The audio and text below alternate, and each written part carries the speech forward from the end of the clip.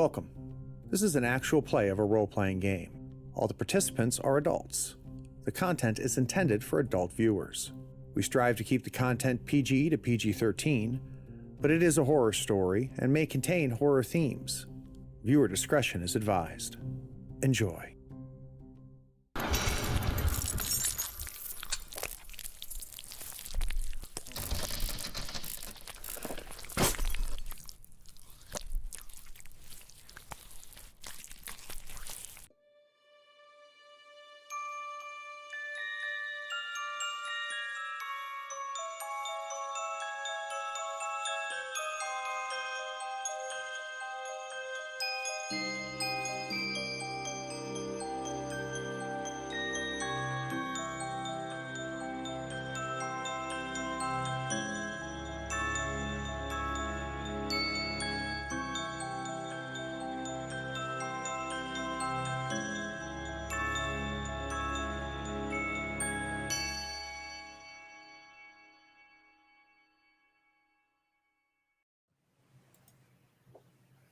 Howdy, friends and floor heads. It is Sunday afternoon or evening if you're on the other side of the ocean from us, and it's time for us to come back to WEBWORLD. It seems like ages ago where we had episode 1. It was a pretty intense and exciting first episode. And if you watch the after credits discussion, you realize that the four of us immediately became big fans of this very unique game. It is the Spider Apocalypse. And I think I'm just going to hand it to you, Willow. Let's start playing. Yeah, sure.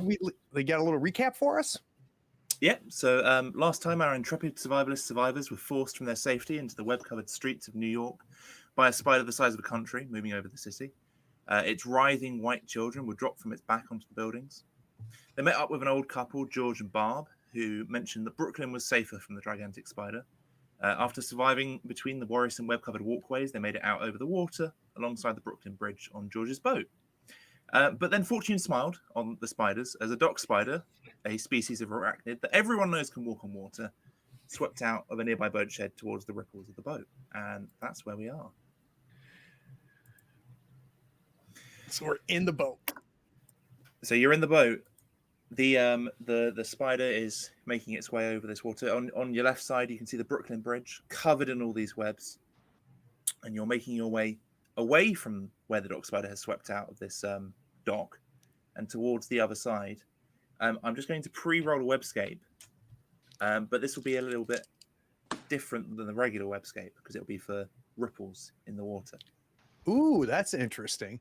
And while you do that, Willow, can we explain to people what the webscape is and how it works?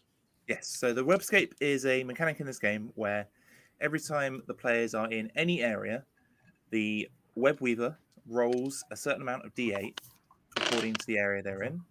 And the area you guys are in is, and I had it bookmarked, but I haven't got the page open.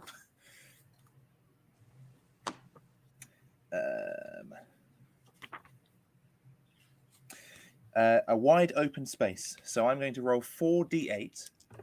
And whenever you guys make a check, every single one of the numbers that you roll that are on the webscape triggers the spider moving closer to you. And I increase something called the AP table or the arachnoid proximity table. So I'm going to roll my 4d8.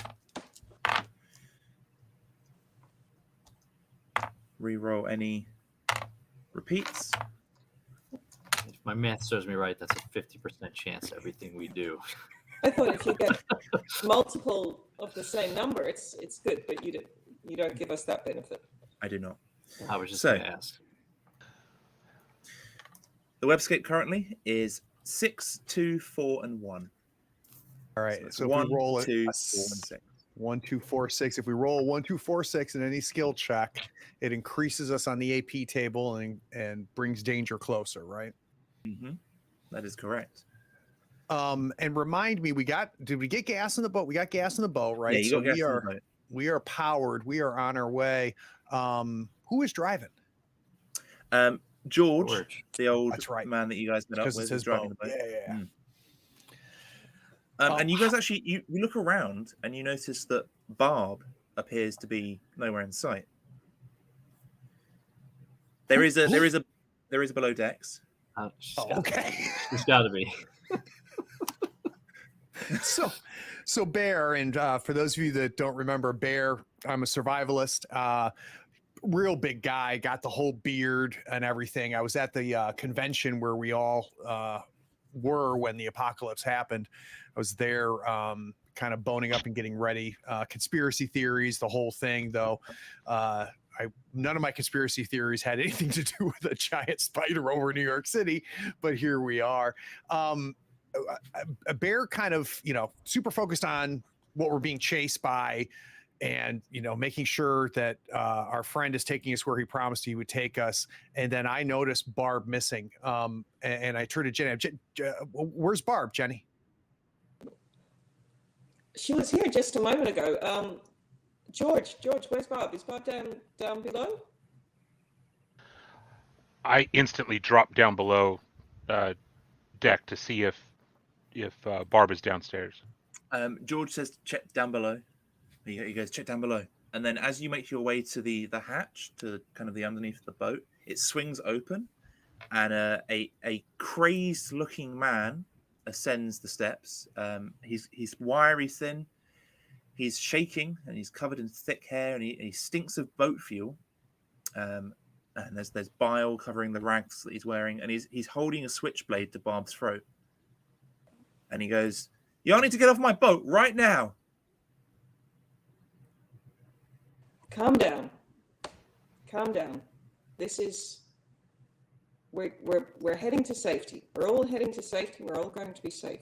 It's going to be fine. Just calm down. He kind of gets to the tops of the steps and sees that there's this spider moving over the water, and he goes, "You guys put me in this situation. I was fine. I was at the dock." They were heading over here. There was no other choice. George, this is his. We understand you've been staying here. We're heading to safety. Just let the old lady go. We'll all get out of here safely. But I forgot to mention it in the recap, but just to remind everyone that Barb is blind as well. And Barb goes, "George, what's going on?" And George he stops. He takes his hands off the wheels and turns around and goes, "Oh my God." George, you keep on driving, or whatever it is with the boat. This is all just going to be fine. Sir, calm down. We're no threat to you. That behind us is a threat, but we're moving away from that. So just calm down.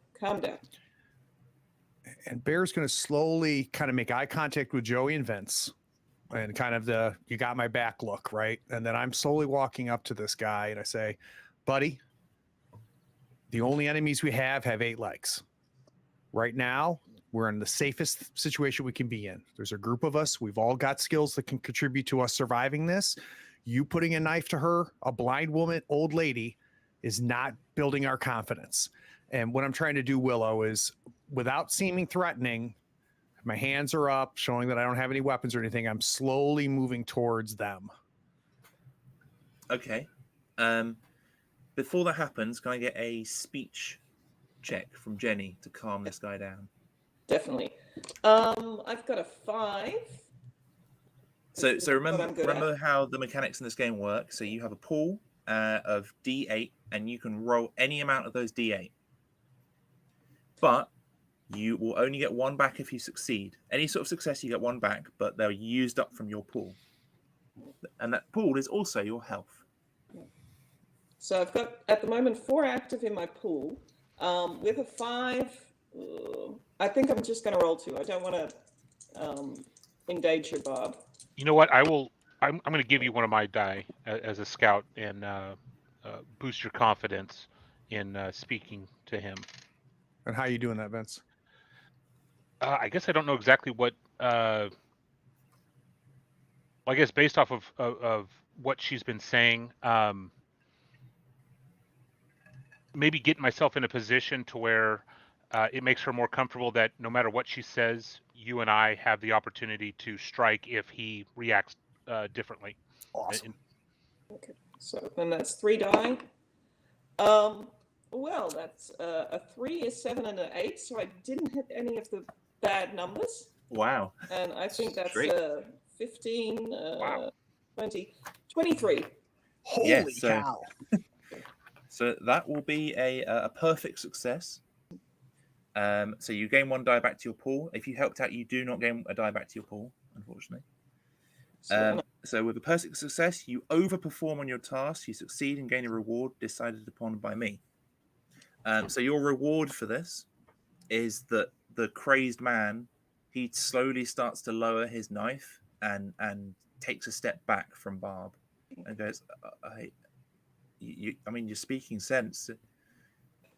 I reach very carefully with my hands out and say, "Sir, what's your name?" And I kind of try and move Bob to the side into the arms of one of the guys. And I'm, "Sir, what's your name?" And Joey doesn't have time for this. And when he sees the guy back up and leave her, he lunges to smash him in the face with his fist and knock him back down the stairs, down the tug. Okay. I mean, you have the element of surprise here, so I'm just going to give that to you. Excellent. I mean, the perfect success helped a lot with that. Okay. So you hit this guy in the face. He starts to say something, and then he stumbles backwards. He drops the knife and he falls backwards down the stairs. And you hear, "Oh God! Oh Jesus!" from below. It was under control. There was no need. Sorry, sir. I mean, sorry. What's your name? Don't mind that. I reach down on the second step and I pick up the knife. Yeah. Okay. And I put it in my belt. And I'm like, Okay. You can go talk to him again if you'd like. Okay. I'm So the sorry knife about was in that. the Sorry. knife was in his leg. So when you picked it up, you went, "Oh! Ah!" Oh, we've got to be. We need to be kind to each other. I mean, whenever it's possible, be kind, and it's always possible. Sorry about What that. do you mean, be kind? You just punched me in the face. Well, I you was were- kind. I didn't use this, and I pull out the straight razor. I was like, I was kind. You're not making it any better. You were threatening an old blind lady. All right, I mean, I everyone, understand. please stop. And I point over the back. Yeah. Okay. Well, that's. Okay. George, does this go any faster?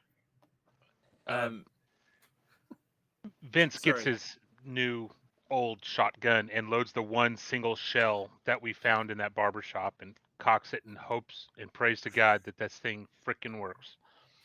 George puts a slight bit more speed into the boat and goes. I mean, it does. It goes a lot faster, but it makes a lot more noise if I do that. At the moment, we're kind of just coasting across here. I will assist Nate. I will assist Jenny. I'll go down there. I'll remove the knife from the guy's leg, and so we that lose she can Lou? talk to him. But that's what I'll do. So, Joey, as you go down the steps into the lower deck, I'm going to kind of get to the top of the steps as you go past, and the guy's on the floor where you knocked him out. I'm going to say, "Hey, Joey, would you explain to him that you're the most reasonable of all of us, so that he understands the situation?" And I'm going to close the door so that you're just down there with him alone. Yeah. So, sir, that other gentleman, his fist is about twice the size of mine. So, Because you guys kind of left in there, he pulls the knife out his leg, and he's not getting up, but he's sitting back away from you, like with his back against a cabinet, and he's kind of waving it in front of him, going, "Stay back, stay the hell away." I'm slightly sorry, but What? I don't know. I'm trying to distract myself from the huge spider behind us. So, what's your name? So you going down there with them? Oh well, no. Sorry, I can't go there. Yeah, I shut them off. I'm like, Joey's got this guy covered. I don't want him back up here. You've got Barb. Okay, now then I'm with Bob, and I'm like, Bob, you all right? Let's sit to the side and not get in the way. I guess I tell the gentleman, it was not my intent, for you to injure yourself. But you did have a defenseless woman, in your grasp and threatening to kill her. So, it happens. How do we both get up these stairs without either of us injuring each other again? If you guys leave, just leave me to the boat. Put the boat back or somewhere away from the spiders. I'll leave you guys. I'll stay down here. Is there any way I'm going to get the knife out of your hand? Yeah, if you kill me. Bear. and Vince. before the R in bear comes out of his mouth, I opened the door and I'm go, do we need some convincing? We might need some convincing. Is this bad cop, but bad Bear, cop? I think let's go with Vince's style of convincing. I like Vince's style. Vince's Vince. style. Yeah. Vince, Joey's having trouble with the conversation. Vince just steps down. He's sick of the shit, and he flips his shotgun backwards and just goes to swing at this guy, try to clock him square in the face. Good Lord. Okay, Yeah. give me a strength check. I thought you were just going to point it at him. No. I did say you were the most reasonable one, Joey. Yeah. I'm going to use 3. So, Jenny, we all apologize. We're really stressed out right now. He's using We're 3 dice really to stressed slap this guy. I got to make it work. What's your strength? It's only 2, so I have to use more. I'll give you one. No, Joey's right there. I'm giving you one. one. Oh, okay. Yeah. Okay. Sorry. Joey's like, I'll roll one more. Go get him. So for those of you watching, as Willa mentioned, we've got a pool of dice that only can refresh if we rest or some other extreme circumstances happen. And what Nick is doing right now is he's rolling. He said 3 dice, but he picked up a 4th from Joey. So he's rolling 4 dice. He's adding them together plus his 2 strength. And if he ends up with a total 6 or below, it's a failure. 7 to 16, it's a mixed success. 11 to 13 is a success. And then 14 or higher, up to 23 apparently, is a perfect success. Where'd you end up? I've got 20. And I've What are your webscape wise, individual a 1 and a 2 match the webscape. Okay. So what you do here is you hit this guy in the head so hard, you hear a crack, and he slams into the cabinet and slumps, and he's actually out cold. He just drops the knife. And that force of you hitting him into that cabinet rocks the entire boat. And up above, you see these ripples spread out across this now almost slightly foggy water. And you see the dock spider that was kind of skirting around the edges at the other side sense these ripples and start to kind of glide over the water towards where the boat is. I grab the knife and I hand it to Joey? Joey, yeah. All right. Willa, do I have a sense like where George is taking us, the speed of the spider? Like, I'm trying to get a sense of timing here. Do I feel like we're going to beat the spider or not, or is it hard for me to tell? With the way the spider's moving towards you now, it's kind of honed in on where you are on this water. You don't feel like at the speed you're at, you'd get there. Okay. Does George have any sort of lifeboats, or I'm trying to get a sense of.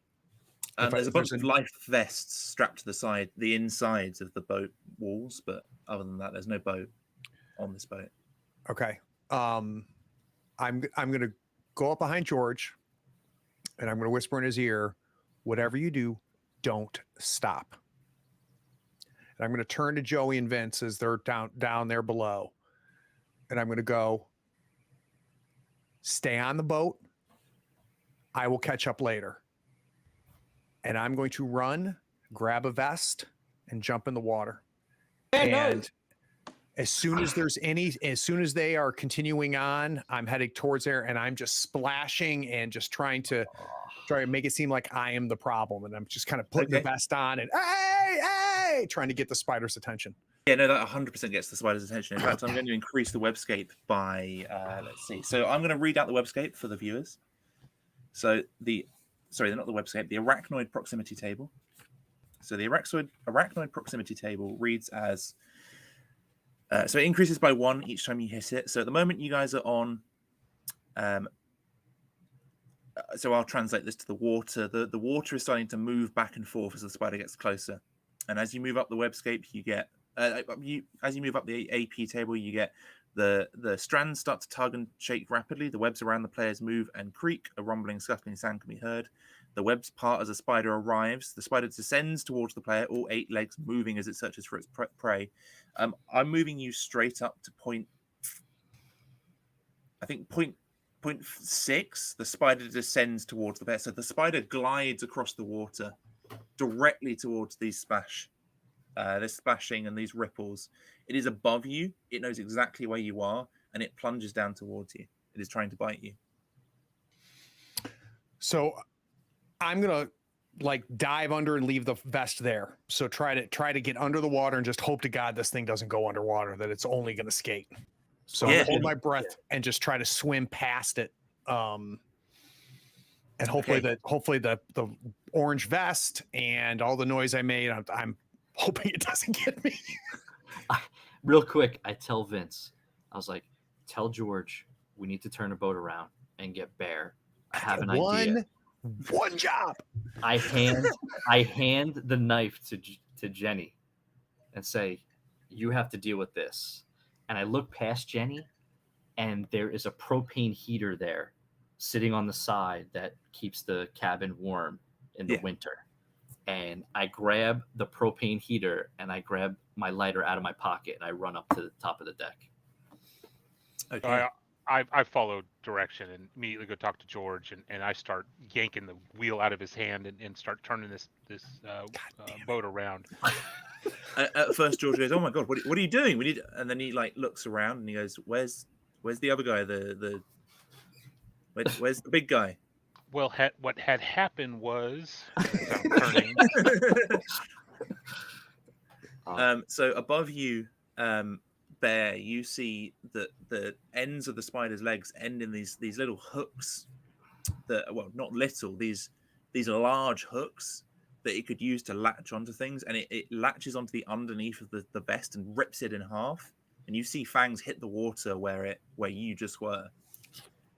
And as you're swimming, you kind of the water's really murky, but you can see kind of below you in the murky waters, you can see some sort of black chitinous body moving over another black chitinous body, or maybe some sort of singular large creature at the bottom of this river as you're swimming away. But you can't quite get a glance at it because the water is so murky. I'm gonna try to hold my breath as long as I can, swim as far away from where my vest is getting torn up, not go too deep like I am. I'm truly trying to be a survivalist right now. Yeah. Give me an agility check just to kind of hold your breath, get away from the spider. Yep. All right. I've got 6 in my pool. I've got a 4 agility, which is pretty good. I'm afraid I'm going to need my dice more later, so I'm just going to use 2. So I'm going to roll my 2 d8s. And I rolled a 1 and a 4, so that hits both webscapes. That's always good. That gives me a 5 plus that gives me a 9, which puts me at a mixed success. So obviously everyone remember to add a die back to your pool when you get any sort of success. So I'm down to 5. The kind of diving under the water, I reduced the arachnoid proximity to you by quite a few. So as you breach the water, you run out of breath, you breach the water, and you see that the spider is quite far away from you, but you breaching the water brings the spider to a stop. It kind of stops savaging this vest, and it almost horror movie like Resident Evil 1 zombie turns to your location and starts to slowly glide over the water. It doesn't know exactly where you are, but it's moving back in. And I noticed that these idiots turn the boat around. Yeah, you also notice that the boat is about the same distance away from you as the spider is. So, oh my God. So I start splashing again. Like I need this spider to not go near the damn boat. So I'm like, son, I say very bad words. And I just like splash, and I'm like, get over here, you 8-legged freak, and psh, psh. Bear and I are gonna have to have a talk when he's done. We're gonna have to have a talk. Oh, So the there'll be a spider has conversation. again locked onto your location. It is gliding over. It hasn't quite reached you. So I just, I'm yelling to Vince while I'm hanging on the deck with this heater hanging over, with it already open and propane spraying out of it. I guess I'm just waiting for the word from Vince that he's gonna make a turn so I could chuck this thing, so it's not in near us as I throw it overboard. I'm looking back at you. I know exactly what's happening, so I'm Yeah. ready for you to do your thing, and I'm just going to start yanking the wheel All to right. get as far away from So this. you see me rocking it, like I'm chuck this as far away from the boat as I can with the momentum, and I light it, and you see a gout of flame off, and I just throw it in, and I'm hoping it doesn't capsize our boat when this thing goes off. Yeah, I love this. So you I don't know whether I like that comment or not. Let's see what happens. If we've learned anything about Willow, that's bad. Yeah. so you guys get alongside this spider, and you throw this propane tank. It lands in the water. The spider actually notices all the ripples from the boat. It notices the propane tank hitting the water. It turns towards the boat, and there's a moment where you kind of recognize that the spider has recognized that there is a boat there, and then the water erupts. The boat turns on its side, and the spider turns on its side, the opposite direction, and you guys capsize. So Bear sees the spider turn upside down, and it can't right itself, and it kind of scrabbles and it sinks out of sight. I'm swimming towards the capsized boat as fast as I can. Hope that guy wakes up in the cabin. I think I was down there. I get thrown over. I'm gonna pull myself towards the exit. I'm sorry about Mr. whatever his name was. I'm like, but are we underwater? Are we underwater actually, or? So you guys are in an air pocket. The boat is upside down, but it hasn't begun to sink yet. And there's this air pocket between the deck and the water. And I guess I'm thrown from the boat because I was. Oh yeah, 100%. Yeah, so I'm gone. So are George and Bob also in that air pocket, or was this just? Yeah. So George is treading water, and he's got an arm around Barb, and Barb is holding onto the upside down steering wheel of the boat and going, George, what happened? And George is like, it's just some really, really dumb shit. Some really dumb stuff just happened. No, I'm gonna fair. Damn you, Lou. Joey. It's not Lou, it's Joey. True that. Go ahead, Jenny. Are the life jackets still nearby, or? Yeah. There's life jackets all around the edges of the boat. Okay. I'm gonna try and get life jackets to everybody, and I say, don't put them on. We need to get out from under here before we get stuck. Is there a porthole or something, or? Yeah, you guys could probably swim underneath the lip of this boat pretty easily. Then I say to George, we need to get out from under here. We need to get on top of the boat. Yeah, I second that. He hands a life vest to Barb, and they swim towards the edge and dive under with George holding Barb's hand.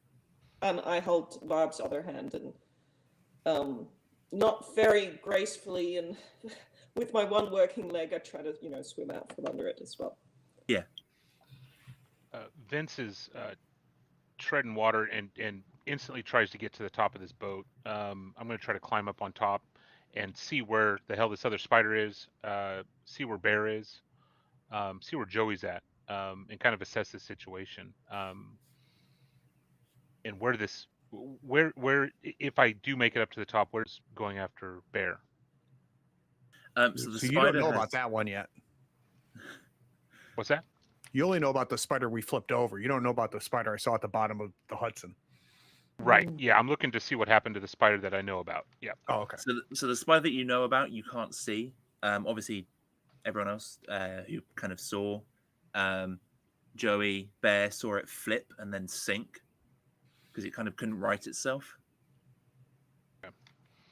So I'm going to stand guard up top, kind of keeping my eyes open for anything else that's coming, and try to get everybody to come to the boat and have my shotgun ready. It's strapped to me, I imagine, and just preparing for the worst. Okay. I call up to you and I say, help get Bob up there as well. Yeah, I definitely reach a hand down and bring her up, or at least get her to a point where she can hold on and keep herself afloat. Yeah, it's slippery, but you guys are on the top of the underneath of this boat. What time of year is it, by the way? How cold are we? It's about autumn time, Okay. so it's pretty chilly. Oh. I say something that is not very motivational. Just cause. So I surface and I this whole thing was for Bear. So I see Vince and Jenny, and they're clamoring up, and at least I have eyes on everyone there. So I look over the Bear. Is he swimming fine? Was he affected by? Oh yeah, he's fine. What happened? Okay, all right, okay. I didn't know if I blew him up. I had no idea. So he's all right. Okay. As soon as I get within shouting distance of Joey, I say, "What the f?"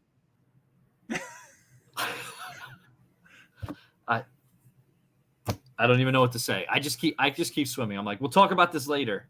So we took care of one. I dove underwater, Joey. There's a bigger one at the bottom of the goddamn river. We need to get the hell out of here. Be great if we had a boat.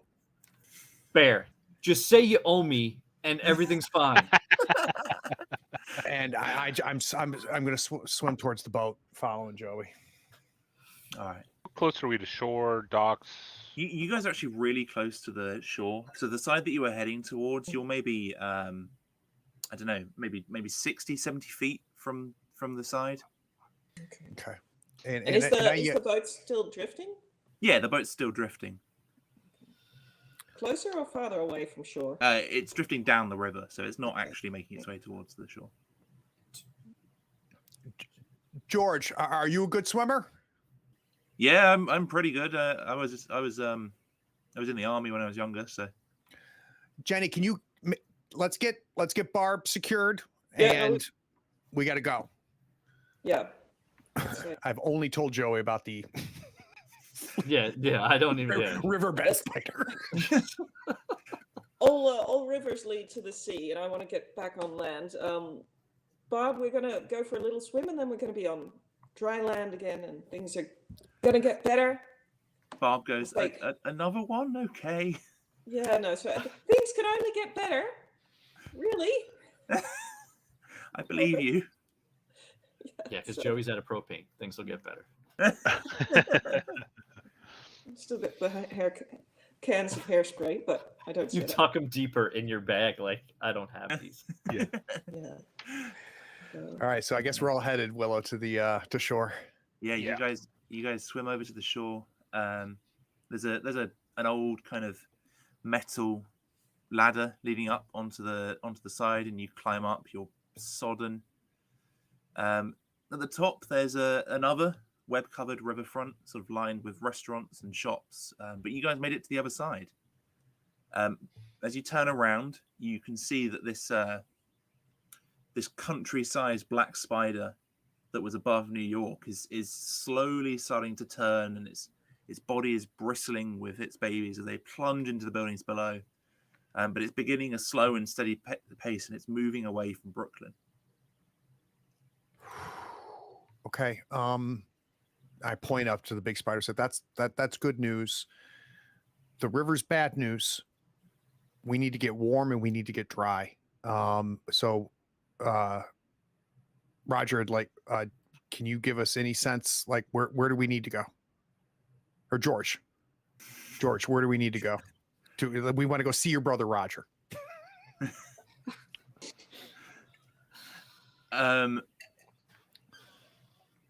Was that a thing? No. I'm just kidding. I wasn't sure if I'd misremembered. The explosion was kind of close to him. There was never underestimate what an idiot Craig is as a player. He makes his characters look smart. And he talks about himself in the third person. No, I'm turning to George because George is the one that said it's safer over here. And, just make it real clear, like, this is the survivalist in me. Like, I know we can't stay out here in wet clothes. So we need to get somewhere. We need to get dry. Where can we go? Why is this safer? Do you know someplace? And I'm just babbling to him. George goes, I think there's and then he like looks ahead and he sees there's this tank that's kind of sticking out of a side street away from this riverfront, and he goes, is that new?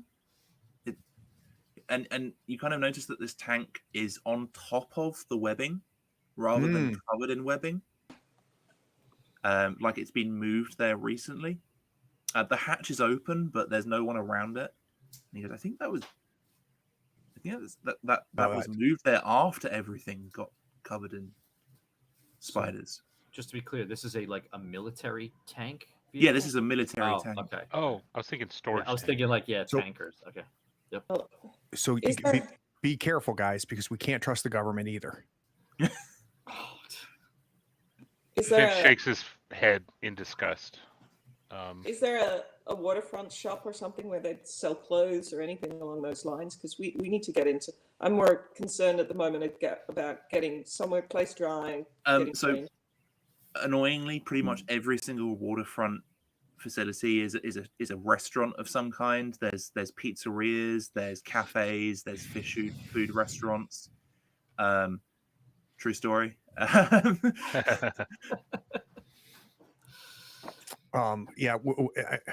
These are all restaurants, guys. We're gonna have to get a block or two in. But Jenny, I agree. There's got to be a clothing store or something. Maybe Joey can start a fire without blowing something up, and we can get warm. The only other thing you notice that isn't a restaurant is that there's an entrance to a park just off of this waterfront called. There's a big iron gate and a big metal sign that says Brooklyn Bridge Park, and you can actually, as you look closer at this park, it's making this this funnel into the park. The trees are kind of lining behind this iron gate, and it's making this funnel of web as all the web kind of covers this park. But as you look closer into the park, you can almost see a faint glow, like there's a light deep in the funnel of web. And it kind of stays on for a few seconds and then turns off, and then you see it turn on again, and then it turns off. Vince sees that and it immediately turns to everybody and says, guys, I'll be right back. Feel free to go on without me, but I've got to go check this out. And he instantly starts spreading. Vince, I don't think that's a good idea. The light at the end of the tunnel is not always good. We need to stick together. It's okay. I've got my propane tank heater and a match, so nothing bad can happen. Wait, that's the wrong guy. Wait a minute. Hold. Whoops. Wrong character sheet. Next. But no, I'm like a moth to a flame. I'm going to go check that out, and everybody else can stay safe. It's my curiosity and my ability to navigate this terrain. This is my wheelhouse. I'm apt to go do it. I've learned my lesson to stop anybody from doing what they feel like they should do. So, thanks for a good Twitch stream. Are we splitting the party, or we are? Okay. All right. So, Vince, he scouts over to this park, and he finds that the big iron gates are broken inwards, as though something moved past them. Something big, probably a spider. Might be a tank now that you've got that option, I guess. And you can you can't make out much deep into this funnel of web because it kind of curves around. But you can see that hanging off of the walls are like empty sacks, like this was some sort of nest or is some sort of nest. And you can see that glow deep in the park.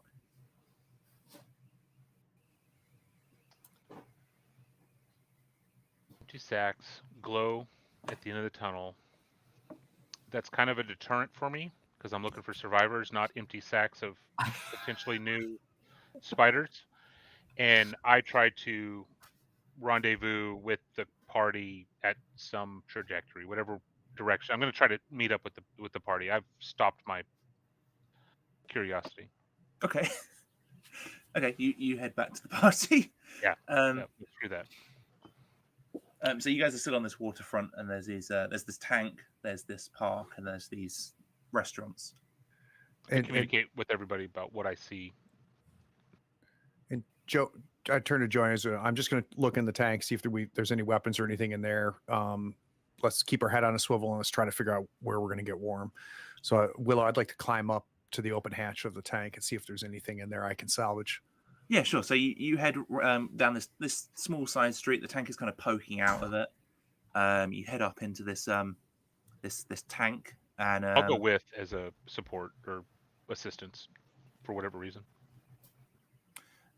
So inside the tank, you find it seems to be in good repair. That there aren't any shells; they all seem to have been fired.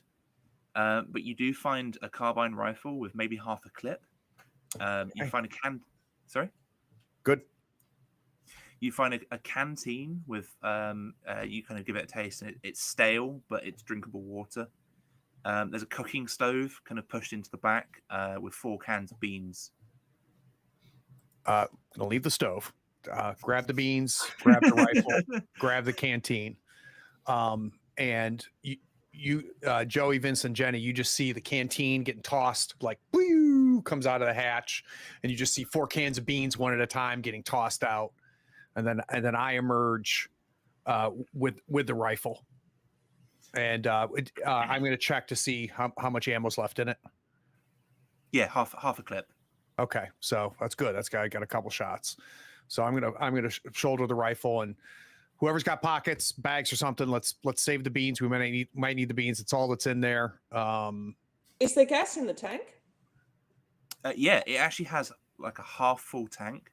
I mean, if we're going to be traveling, is it big enough for all of us to get in there and drive?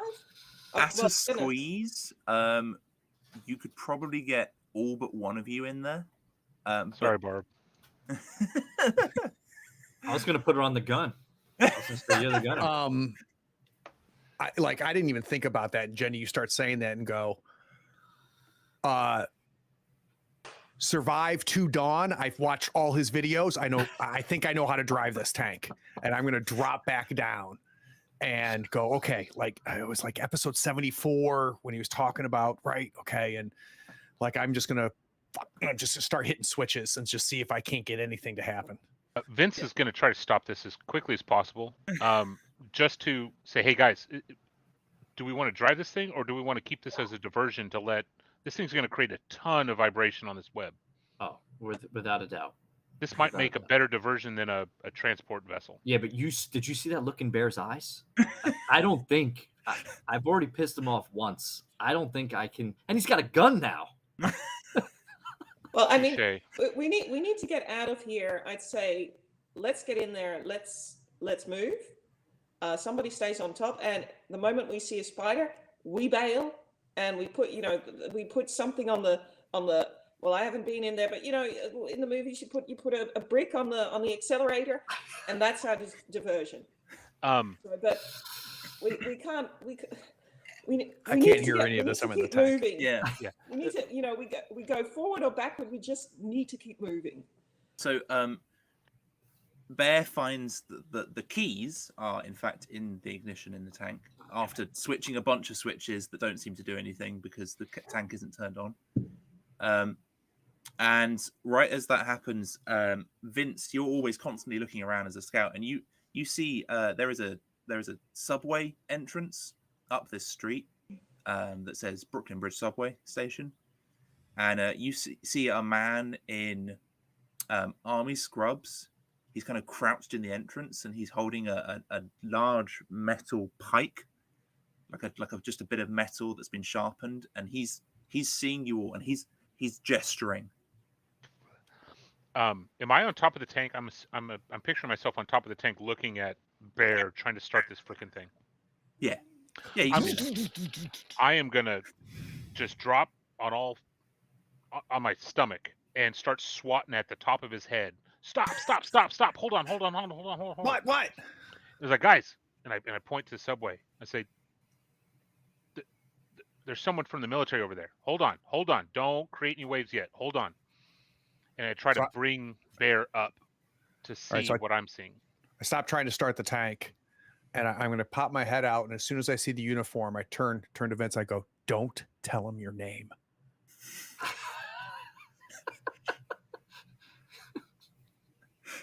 Okay. Do you have an inside joke with this guy? What's going on here? He's wearing their uniform. Yes. Oh, yes. Yeah. The prepper. Yeah. The prepper. Prepper coming out. Rewind. Let me react to that. I just kind of, and so I'm gonna go talk to this guy. How far away is he, Willow? He's across the street. So you guys are on one side of the street. The station is on the other side of the street. There's a few cars web covered kind of between you and him, but there is a clear path. There's not. Okay. You can easily get over there.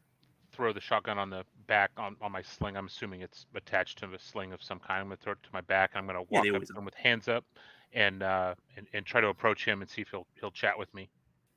Yeah, you get over there and he goes. I nudge Jenny as he's going over there. I'm like, Jenny, maybe you should go.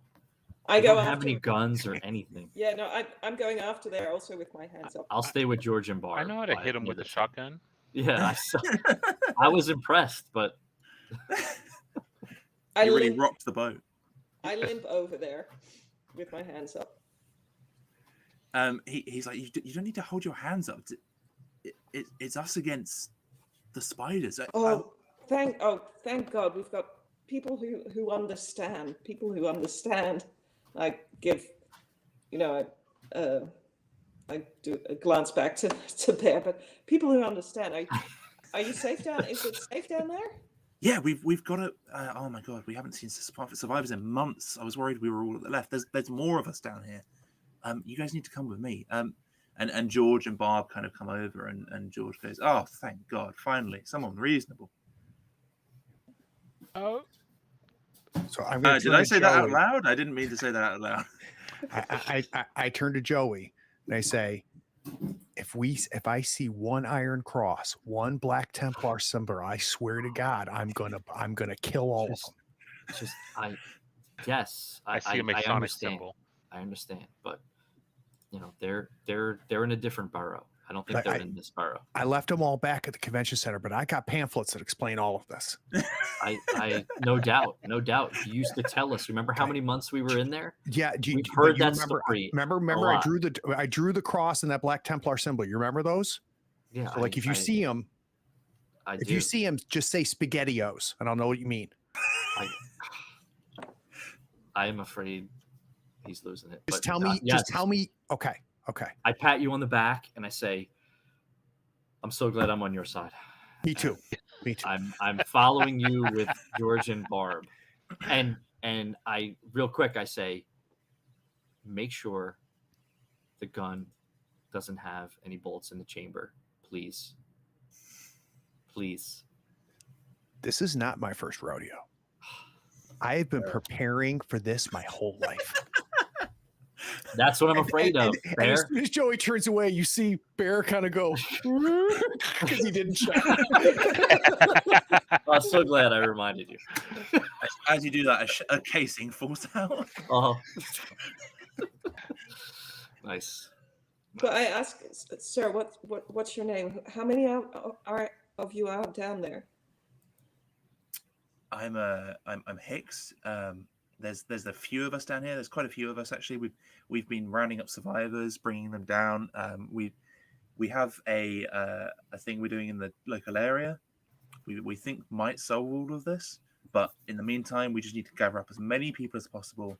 If there's any survivors out there, and just bring them down here. We've got food, we've got beds. I'm actually real quick. I'm going to re-roll a new webscape of 3 dice. And Willow, before you name out the webscape, do you mind if we take a quick 10-minute break and then we'll hear the webscape on the other side? Of course. All right, great. We'll take a quick 10-minute break and we'll find out what the webscape is and why Bear is so suspicious. We'll be right back.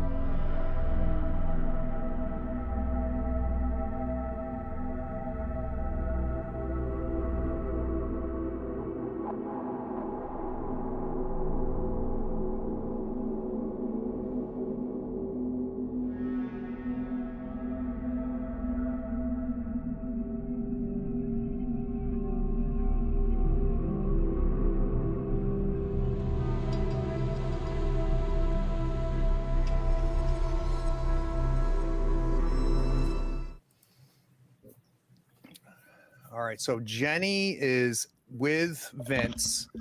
They're there, and Joey and myself are bringing up, approaching. But I want like to be behind Joey. So I keep trying to stay behind you, and you keep trying to stay behind me, and then No. They might recognize me. They might recognize me. You got it. Really? For yeah, real? And don't tell them who I am. All right, fine. I'm just George and Barb. I'm just making sure they're making their way. And if anybody mentions at it's all connected _442, that's me, and that tells us the gig's up. Okay, so just to say, the internet hasn't worked in like a year, right? But anyway, they've got their own internet. So the webscape is now 2, 6, and 7. Okay, 2, 6, and 7.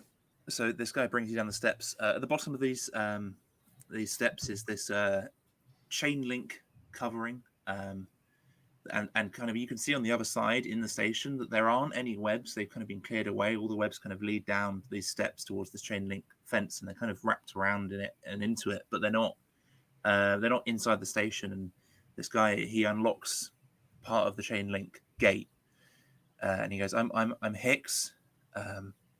I need you guys to come with me. And he steps aside and lets everyone pass him, and kind of gestures inside.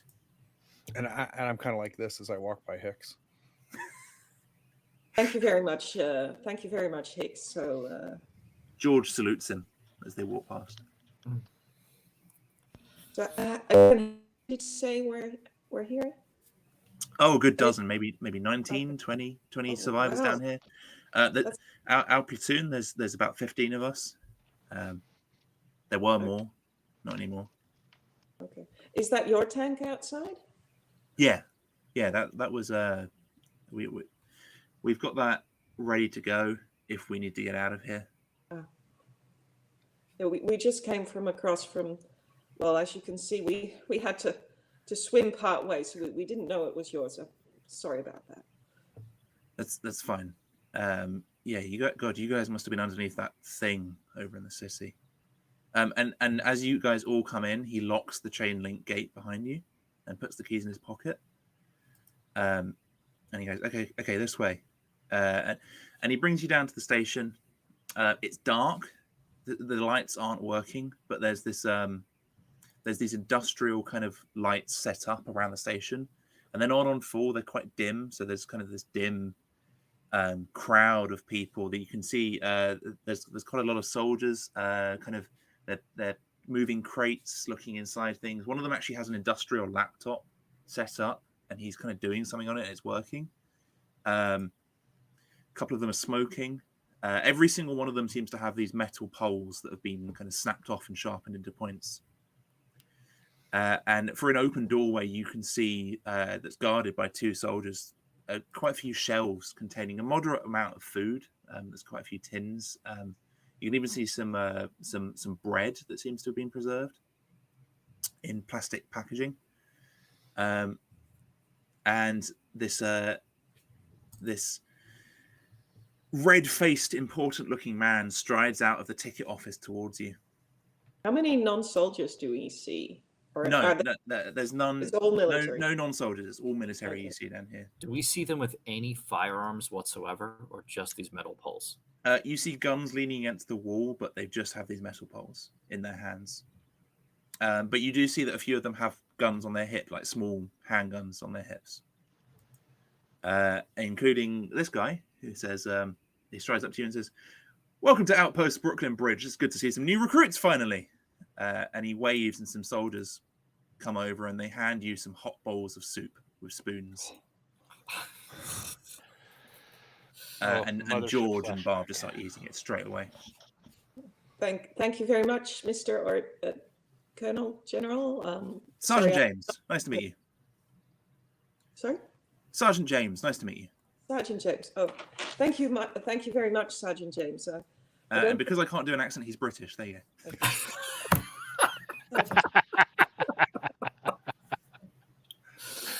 Thank you very much.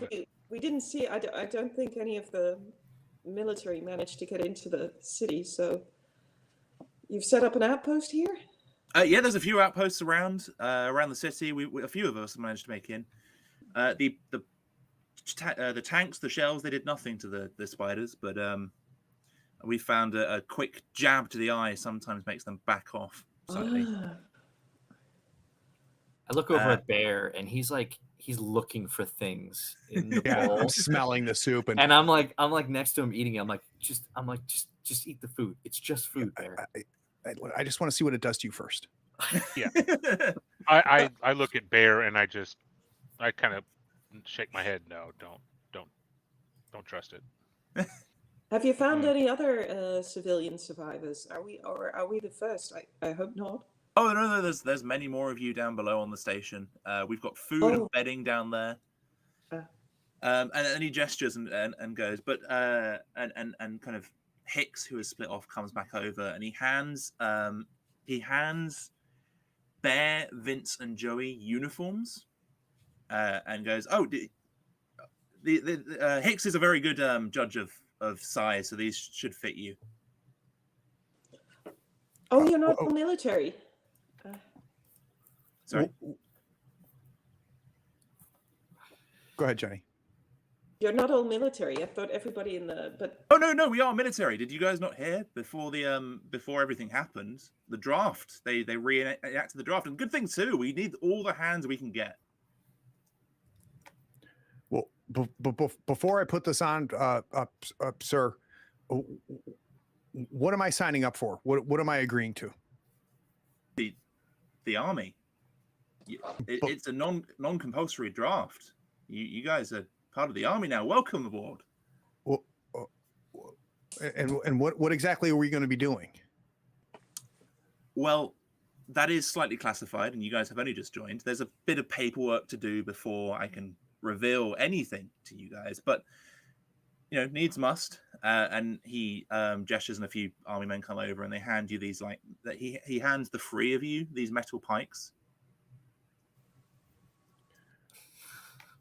Okay.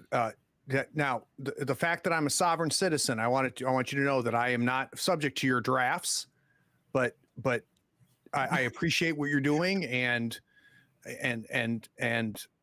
okay, that's fine. But understand that I am a sovereign citizen, that I am doing this voluntarily. Sure, I understand, son.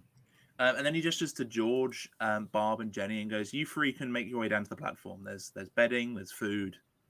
You'll be comfy there till we finish our mission and we have to move out of here." Intercedes almost interferes right away and says, "Wait a minute, hold on. We're not separating. We've been out there alone this entire time. You have to understand we're not just going to separate our group and do this. Our party is our party." Yeah, we just want to make sure they're safe, and we get them dry clothes too. Oh yeah, no, 100%. There are dry clothes down below. You guys can come down with me if you want and check it out beforehand. We'd like to do that. Please. Definitely do. Yeah. I mean, I can help. I mean, it's. I look around. Are there any women in the there are. Yeah. Okay. And he goes, I'd love to, but unfortunately, you don't particularly qualify for the draft. Why is that? Is that because I have a limp? He points to your leg and goes, "Yeah, that does have something to do with it." I mean, you don't focus on what people can't do, but what they can do. Sure. I guess. I mean, we do need all the hands we can get, and Hicks kind of comes back over with another uniform and hands it to you and goes, "There you go. Welcome aboard. You're now part of the army." Okay, I'm a bit hesitant, but I take it. Okay, thanks. But we'll go down below, get changed, and together and get situated. So it's. I mean, we've been on our own for so many months. This is a bit of a, we haven't seen anybody, and then we got. It's a lot to take in. But we're happy to contribute, and we're happy no longer to be alone. So this is good. I'm sure. Joey picks up the bowl that Bear put down on the floor next to him to grab it and eats all of his. And when he's licking the spoon, he goes, I have skills too. Like, I'm a licensed electrician. So, if you guys need things. And I'm like, guys, I haven't had a hot meal in like months. Everyone who ate the food, gain 2 dice back to your dice pool. So. We're the smart ones, Vince. I was going to say, I don't know if I explicitly said I did not eat the food, but Bear's got no chance. Knowing there's 2 dice in it, it's like, maybe I did, but no, I did not eat the food. I ate the food. I feel very good about my choice. That was the right choice for Bear.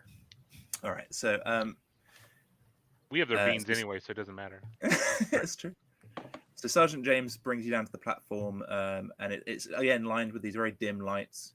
And on the platform, there's half a dozen older people and children kind of sitting around. They're all on these kind of sleeping mats with sleeping bags on top of them, and they're all eating a bowl of soup. A few of them glance at you as you enter, but they mostly ignore you.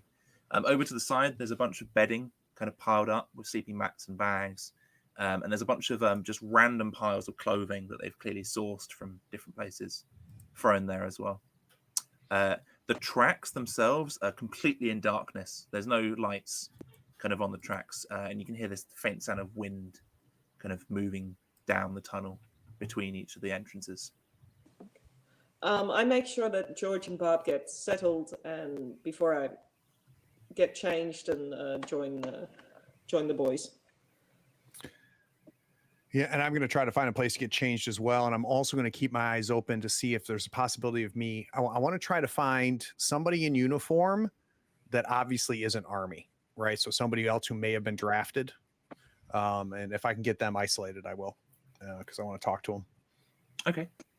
There are a few soldiers kind of around the edges with these pikes. They're kind of watching everything. A few of them are eating as well.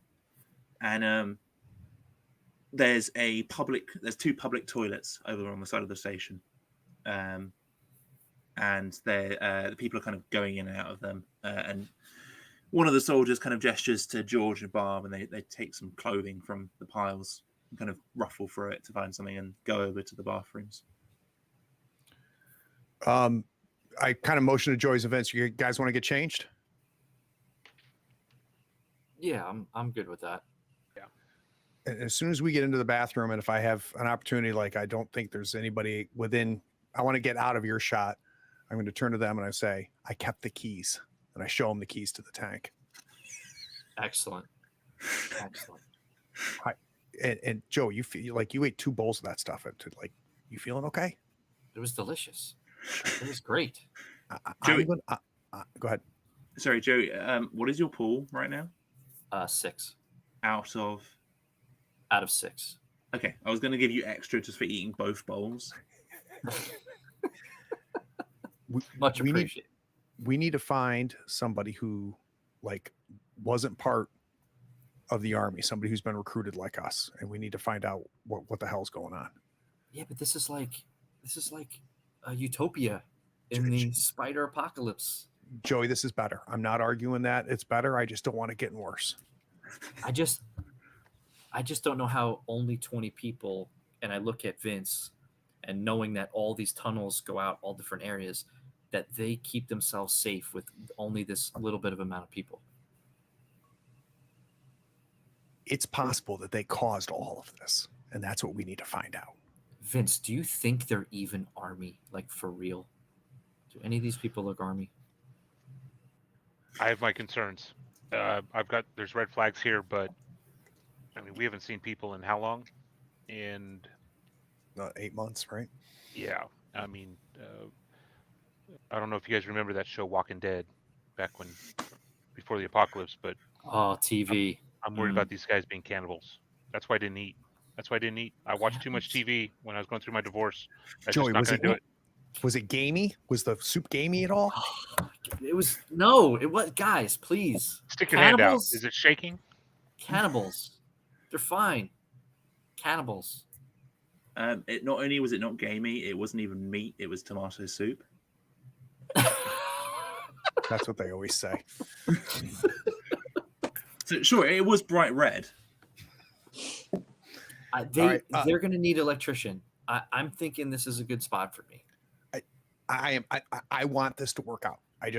We just need to be ready if it goes sideways. I'm with Vince. Like, if you're asking if I have your back, I do.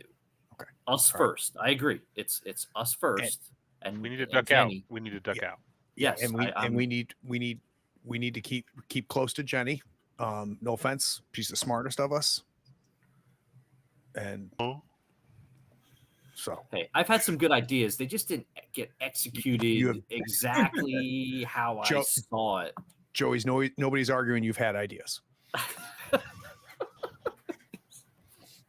So George and Barb come out, and Barb is wearing the only thing that she could find that kind of fit was a jumpsuit, like a boiler suit, and George is wearing bowling uniform for someone called the Blue Streaks is like emblazoned on the shirt. What do you guys get changed into? What do you guys find? What's your new look? I'm going to put the uniform on that I was given. Yeah. Same here. I take my Joey name badge off my electrician's uniform and I put it on my fatigues, and I'm still wearing my bandana. Okay. Step out and try to get the lay of the land, and make sure we find Jenny. Yeah. I also get changed, but I seek out some clothes for underneath the uniform, so I'm doubling up because I'm still cold after the water. So what have you found? What are you wearing? I think I find well, it takes a bit of time to find something that fits, and then I find some leggings, and I cut off one leg because it's too tight, and some kind of humorous T-shirt with Garfield on it. And then, Garfield. Odie is licking him in the face or something. I hate Mondays. I love lasagna. Yeah, no. It's the I Hate Mondays shirt. It's the I Hate Mondays shirt, and I pull over the uniform over on top of that, and I've taken off my prosthetic and cleaned it and everything, and checked it for water damage and making sure it doesn't rust or anything, and then I head out and look for the boys. And so, Bear, you also noticed someone that clearly isn't initially army, because they've got quite a lot of gang tattoos all over one side of their face. So I'm going to head over there and go, buddy, when did they bring you in? Oh, hey, maybe 2-3 months ago. What the hell's going on here? This is too good to be true. Well, I mean, they're protecting us. I guess we're protecting the people down here. They didn't manage to protect everyone. We were a lot more in the beginning, and we've actually had to change camp twice now. But this seems to be the safest place. There doesn't seem to be anything. We haven't explored down the tunnels, but there doesn't seem to be anything coming down them. Do they have a plan? Oh yeah. No, we are doing something. Definitely, we are moving explosives around the city. I'm not entirely sure. Every time I ask, the sergeant tells me that I don't need to know, or it's a need to know basis or something like that. But Joey needs to know. I'm very interested. Hey, Joey, can you do some poking around, see if we can figure out what's going on with this? Yes. And I look to Vince like, I think I need help. I'm not the poking around type guy. I grab his arm and we start walking down the hallway looking for people to talk to.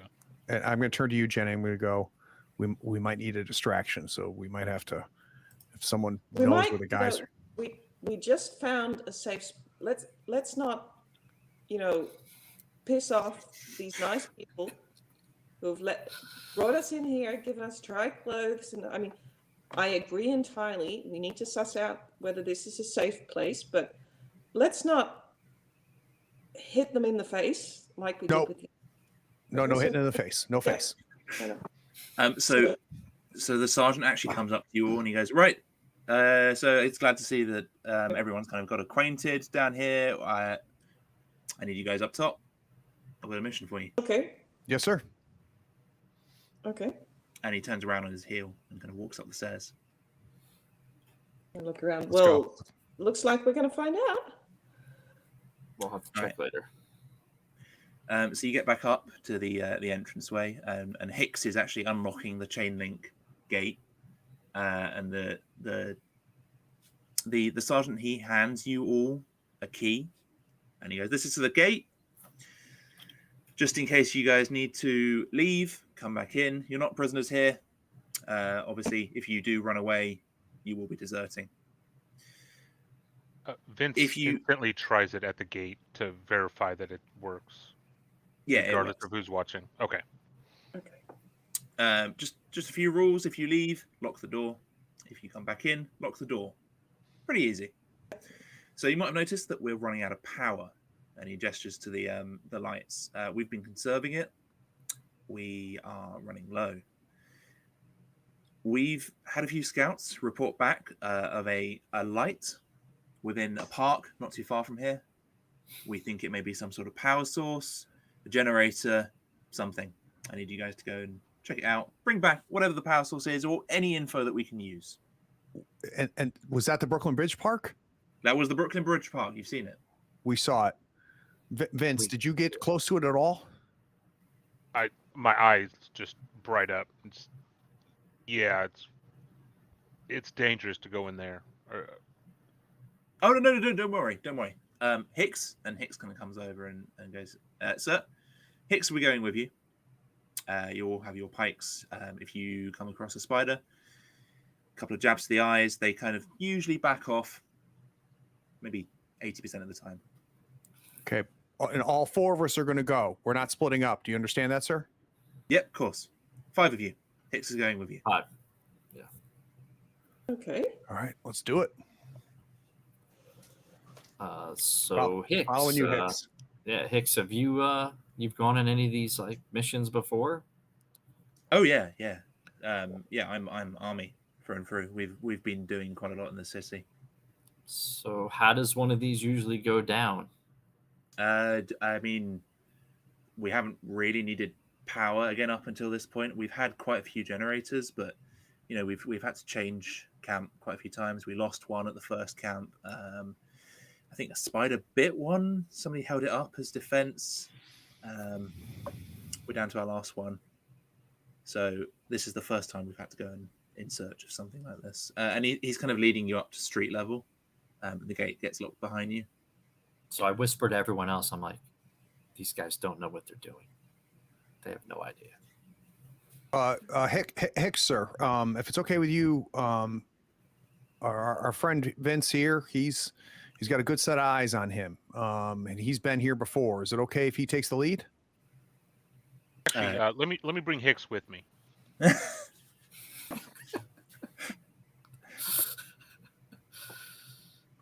I'd much rather I fight at the lead here. And he kind of moves out ahead of everyone and goes, "Follow me," and starts moving down towards the riverfront. Okay. Three of us in tow. Yep. So you guys get down to the riverfront, and he gets like round the corner. He's ahead of you guys, and he ducks back and hides behind a car, and motions, and then puts his finger to his lips. And as you guys move over, you notice that there is a large black spider kind of moving along the waterfront. It almost looks like it could be a tarantula, except it's got these white skeletal patterns on its back and its legs. How big is big? We're talking the size of maybe 3 buses wide. Oh my god! 3 Volkswagens? No, 3 buses. And what's it doing? It is moving slowly up the waterfront. It's stopping and kind of testing the web around it and then moving again, almost like it's not where it knows it usually is. Is it between us and the park that we're Yes, trying to the get to? park is behind it. Okay. Is it moving away from us or towards us or? It's moving towards the junction that leads down that street. Let's move back. Or is there one of the buildings that is open? We can get in there. Yeah. Is there a way around, Hicks? He points, and there's an open side door to a pizzeria that leads onto the waterfront. He goes, "We can get in there. We wait. It'll move past. We go behind it." And he leads the way and moves through the doorway into the pizzeria and holds the door. I'll bring up the rear behind Jenny, so I'll make sure that everybody gets in. I'll follow as deep in as I can. I'm making sure that Hicks is up to par. Him holding the door. So once everyone's in, he grabs a brick that someone had obviously used to smoke out that door before and kind of puts it between the door and the wall. And you guys are standing in a very dusty but very clean stainless steel kitchen of this pizzeria. There's a big pizza oven. And he moves to the entrance to this behind the counter in the front of house and kind of peers around the wall and then slaps back to the wall and goes, "No, we need to get back out right now. We need to leave again right now." Okay. And you can hear like a shuffling noise from in the front of house. Oh shit. Yep. So I guess I kicked the brick and I opened the door with a little amount of sound, but as quickly as possible. Why did you kick the brick? I thought it was holding the door closed, or did I? No. It's holding it open. So it's holding between it the door open. and the I'm wall. sorry. I thought you meant like you put it just to hold it, like so the wind doesn't blow. I didn't know what it was for. I kicked the brick anyway. What's this brick doing here? And I kicked the brick. It's in the way. All right, so we're following Hicks. Okay, so you're heading out the side door again. Yep. All right, you head out the side door, and who's leading? I would assume Vincent Hicks.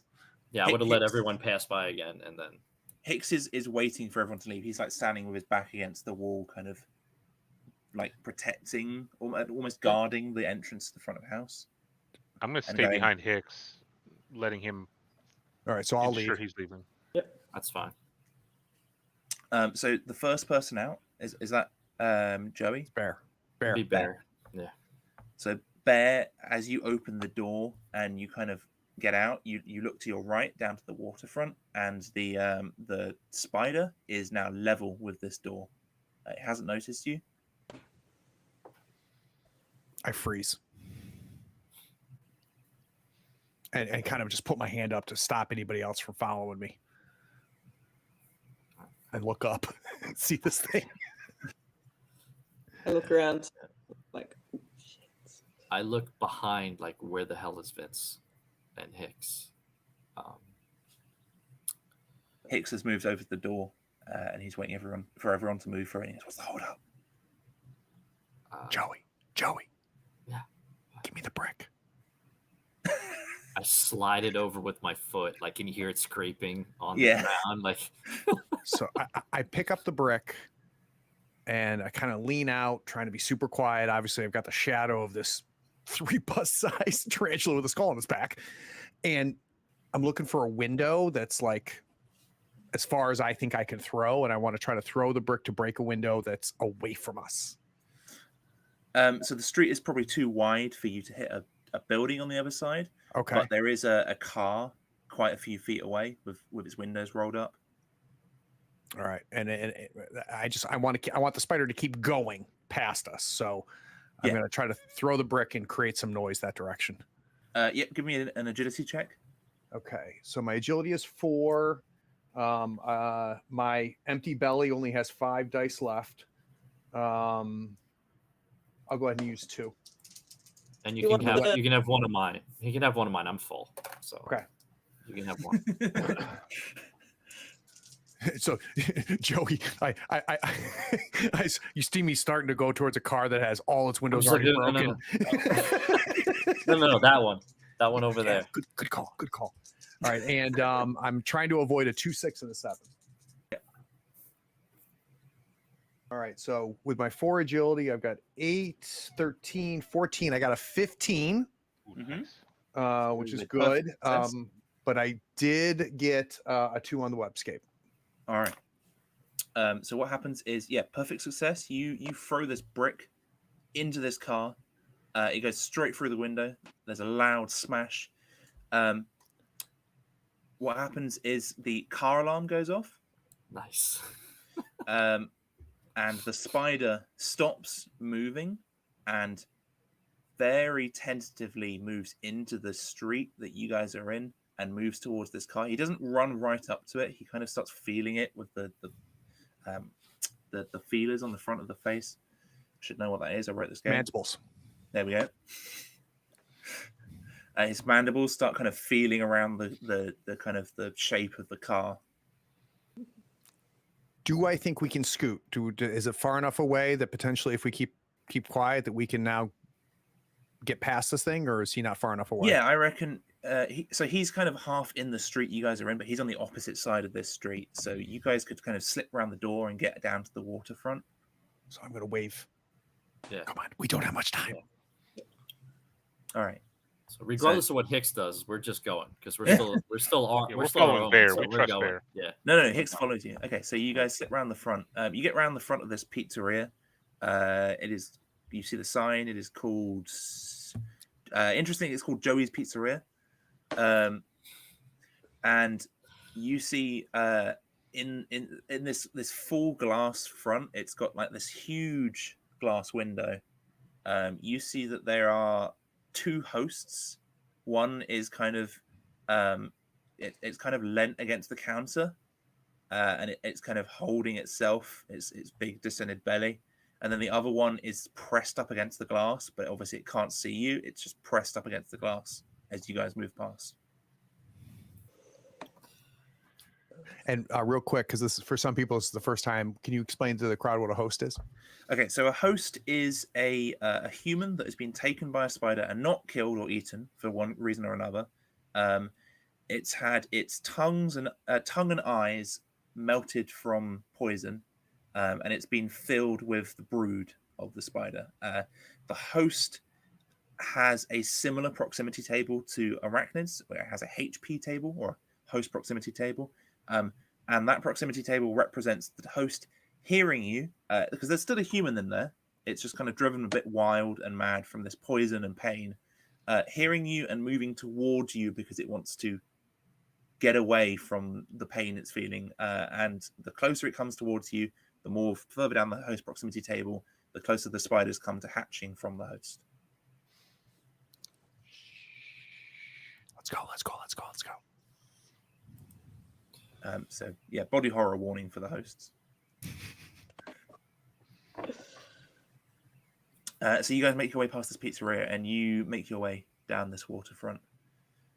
Hicks is now coming up behind. He kind of keeps glancing back, and you get to this park. You get to these iron gates that are smashed forward into this park, and you can kind of see the funnel web that moves into this area, and the glow that's kind of emanating from the center of this park. And you see the sacks that are hanging off the inside of this funnel. I turn to you, Joey, and I'm like, do you have any sense of what could cause that kind of glow? Like, any idea what could be in there?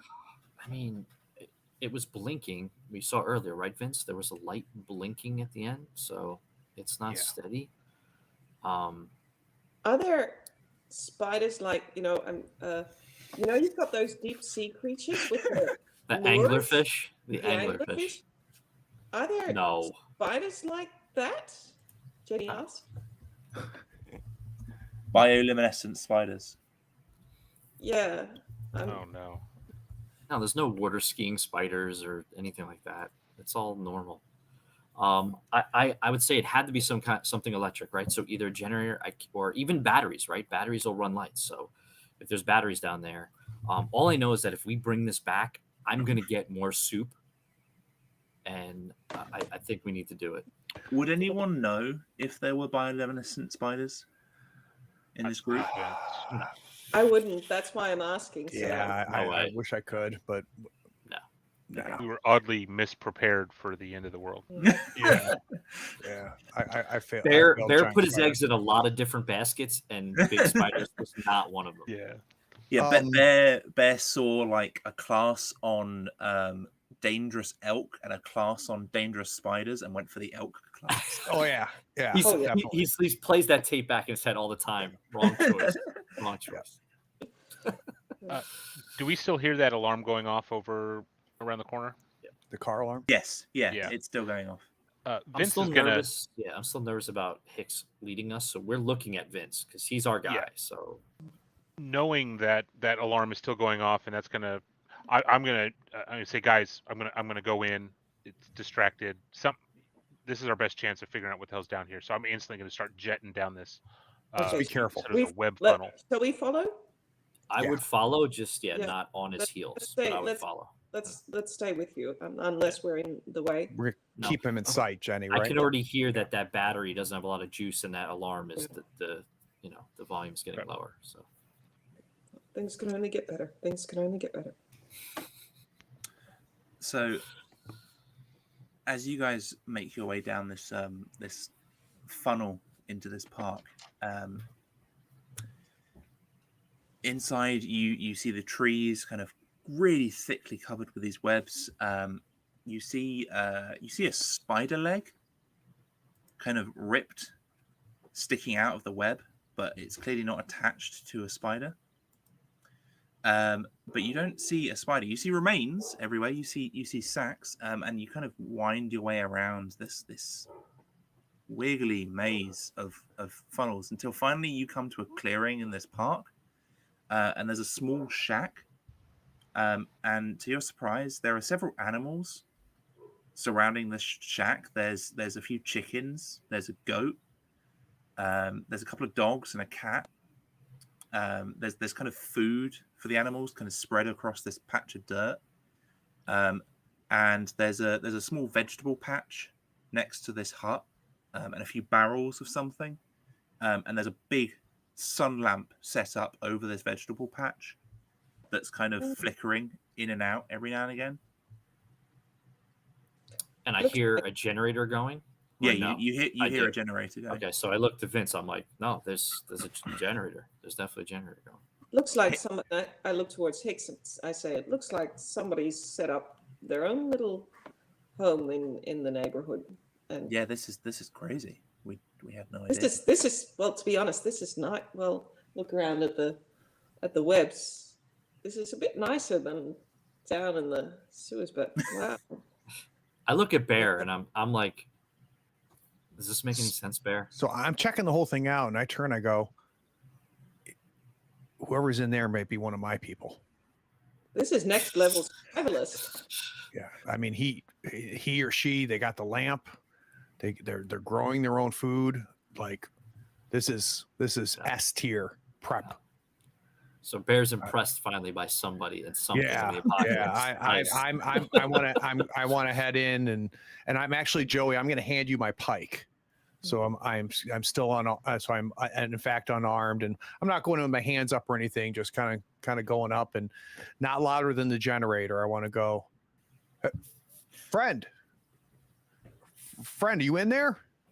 Yeah, so the door opens, and this man, he's long hair, he's got dirty hair, he's wearing a wide sun hat, and he's got these thick bottle glasses, and a long green coat, and he goes, "Oh, visitors! Thank God. I've been set up here for ages. I haven't seen anyone in a long time. Welcome. Pull up a pew." Yeah. We came from the where the military's been set up down at the subway. Have you not had any contact with them? No, no one. And how are you keeping spiders away? I don't even understand. You're generating all this noise, and I think it's great. I think this is a gorgeous setup.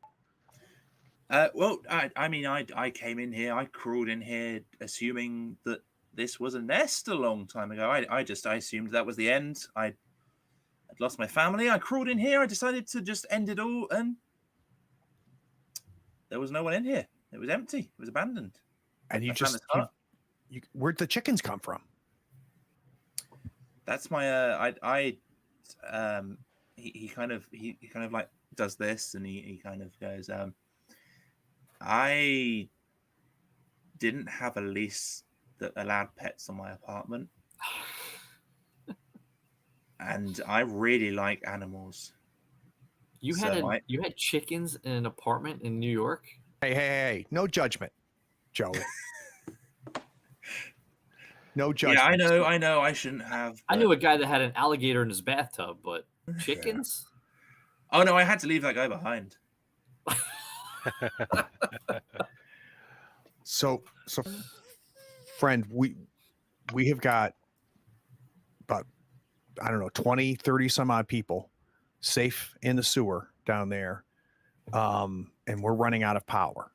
How are you keeping that generator going? Is there something we can trade? Maybe we can kind of keep this going, but you come back with us and keep safe, and we'll come back and tend to the garden. Like how can we help you? Before you answer, I'm also looking at Hicks.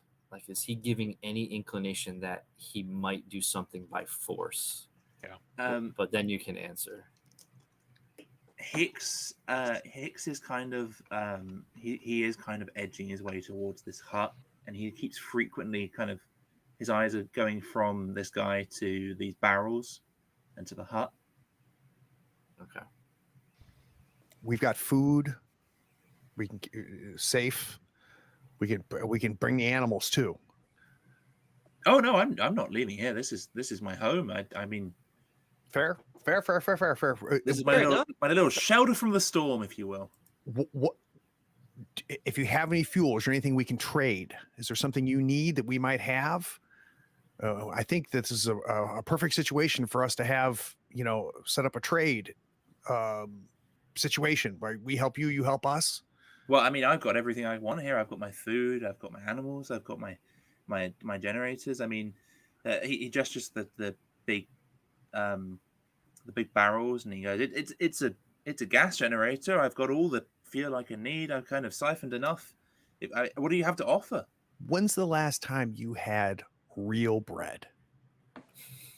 He scratches his head and he goes, "Bread? Bread, not moldy bread, not stale bread, sealed, still in the Wonder plastic. I saw it myself. How much bread for a barrel?" I mean, wow, I'd give you maybe a quarter of a barrel for that much bread. All right, we're going to come back. I'm going to get some bread. I'm going to try to see if there's anything else that we have you maybe haven't seen in a while, and I think we can set up a great relationship. I'll draw a map so you can find us if you ever need to come to us. Does that sound fair? That sounds incredibly fair. Do you have a name, friend? So, and I look around, make sure Hicks can't hear. My name's Bear, but you might know me as @It's All Their Fault 44. Is that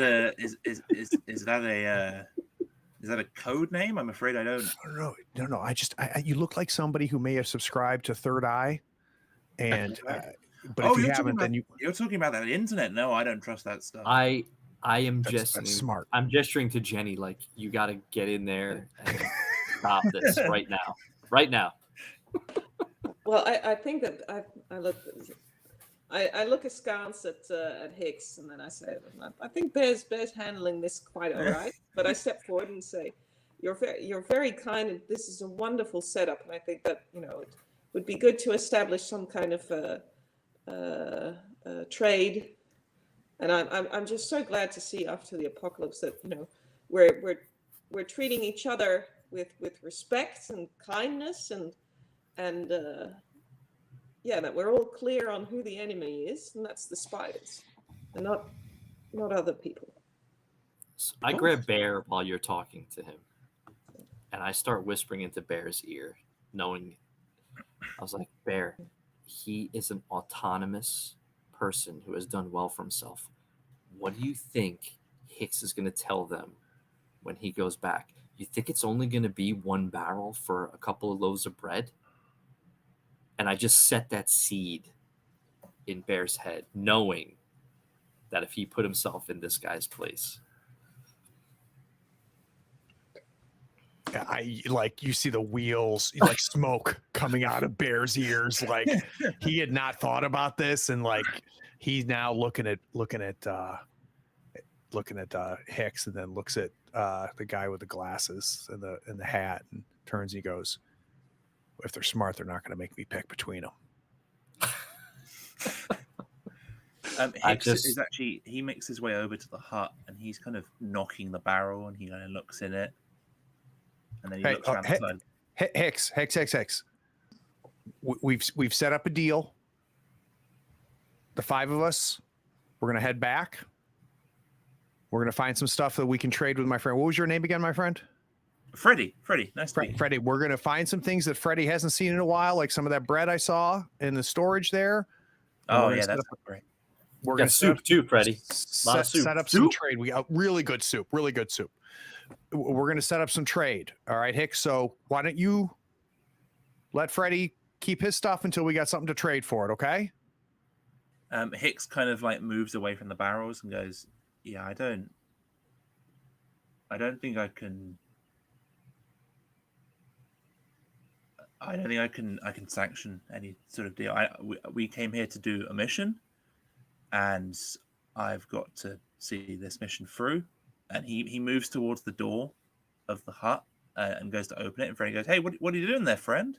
Denny, do something, please. I look at Vince like Vince is the man of action. Like Vince is already halfway across with his butt of his shotgun and bonk him in the head. He sees what's going on. He doesn't trust Hicks to begin with, and this interaction, no, we're a little bit more humane than that. And I go to try to swing and dunk this guy in the head. And in slow motion, you see teeth marks in the butt of his shotgun from a previous hit. And Hicks being on edge anyway, in slow motion, you see him turn around and he stops the butt of your shotgun with his pike. He clashes. Give me a strength check to push past this pike. Oh. Yep. I'm going to use I have a strength of 2. This is going to be I'm gonna help if I can assist. I might just distract him, Hicks, and don't do that, or just generally be distracting. And we're on the same team. A die, so it's the dogs have started barking as well. The kind of couple of the dogs you saw around. All right, I'm gonna use 3 of mine, and then the assist. Yeah, so we're all friends here. Ooh, I got an 8, a 7, a 4, and a 1. I don't know where that puts us on that stuff, but 7's on the webscape. It is 7. Plus your 2 strength. What'd you get?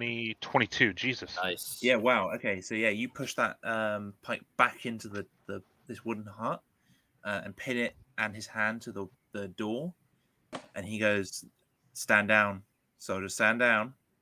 And you don't notice this, but Bear, Joey, Jenny, you notice this, that whole web casing that this kind of area, this clearing is in, every bit of it shakes slightly. So I'm going to use my ability, hit him where it hurts. Once per encounter, I may cut a strand of a web, nullifying a single trip of the webscape rolled once per encounter. So yep. Immediately, both hands, I just grab that strand that's vibrating and just hold it to try to stop the vibration going past here. Yeah, that works. The vibration doesn't make its way around. So Errata, that Joey, Jenny, we got to talk sense into him. You catch it, and I'm just holding the strand.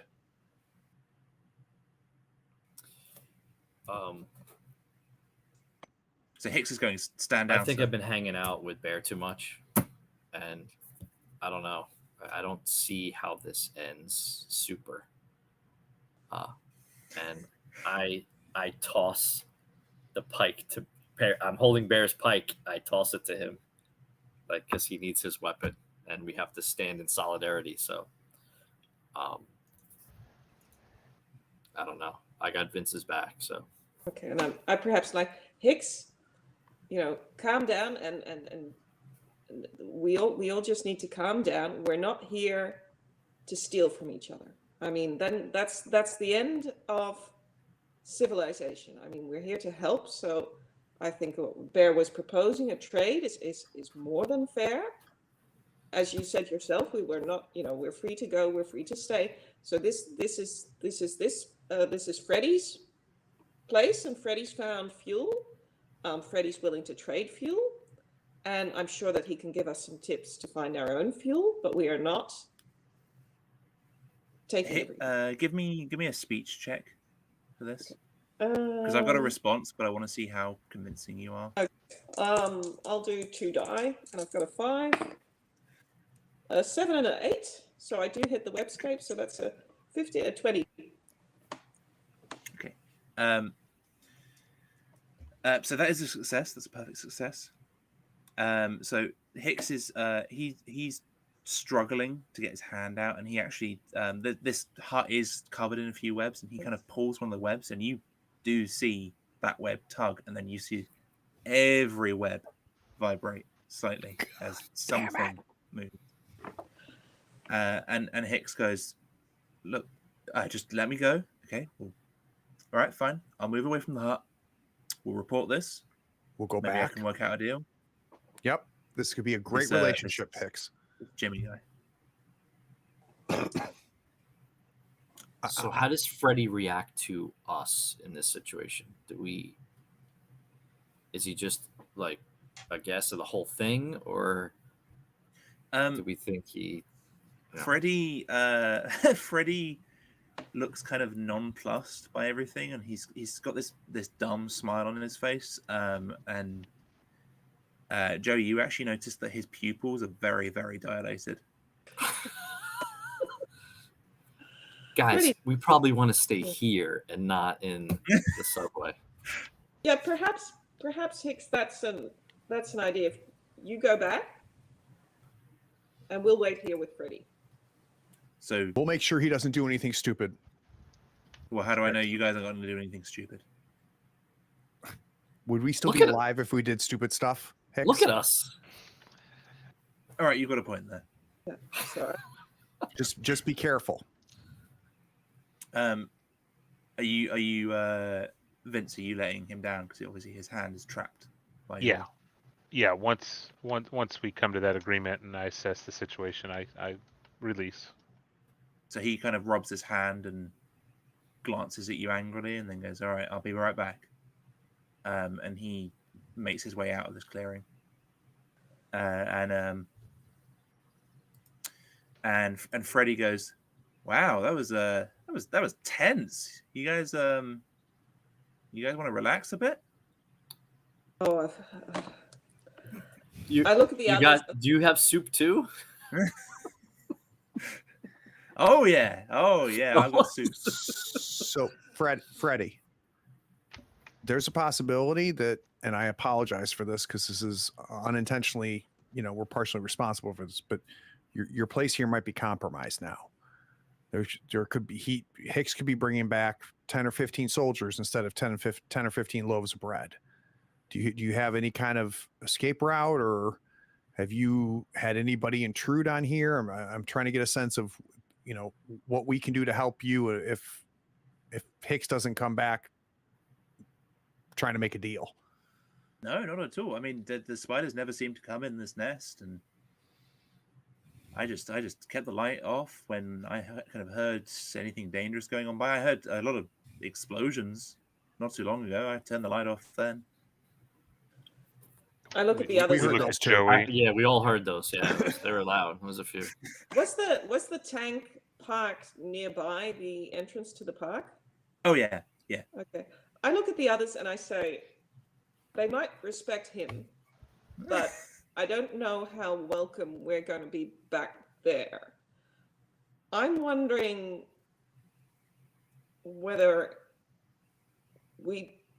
it's perhaps time for us to move on. What do we do about George and his wife? George, think I think they're George fine. and Barb are safe. To be honest, They're I fine. think they're legit. I do think that they're a bit militaristic. I was uncomfortable, but I think.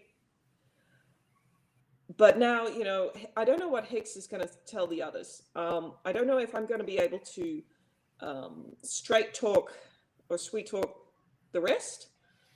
You've still got the keys to the tank. Freddie, you're welcome to join us, but I can imagine that you might, stay here. But I'm very much wondering how welcome we're going to be. I think we need to get out of here. I don't disagree with her, guys. I mean, Bear. As I mean, you how say happy that- were you going to be there? You weren't.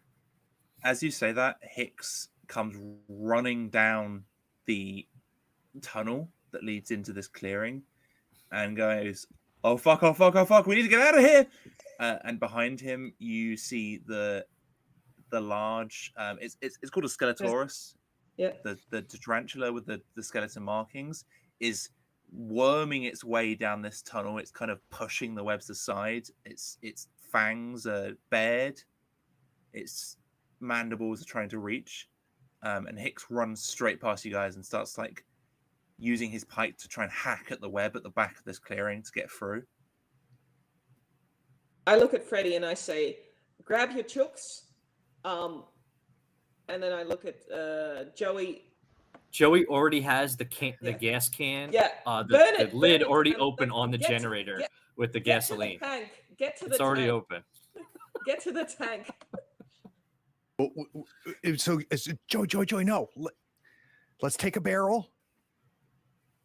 Let's get it. Let's just spill it towards him, and just let's light this whole damn thing on fire. I'll help Hicks get us a back way out of here. Freddie, is there like where's our best chance to cut through this to maybe get out of this?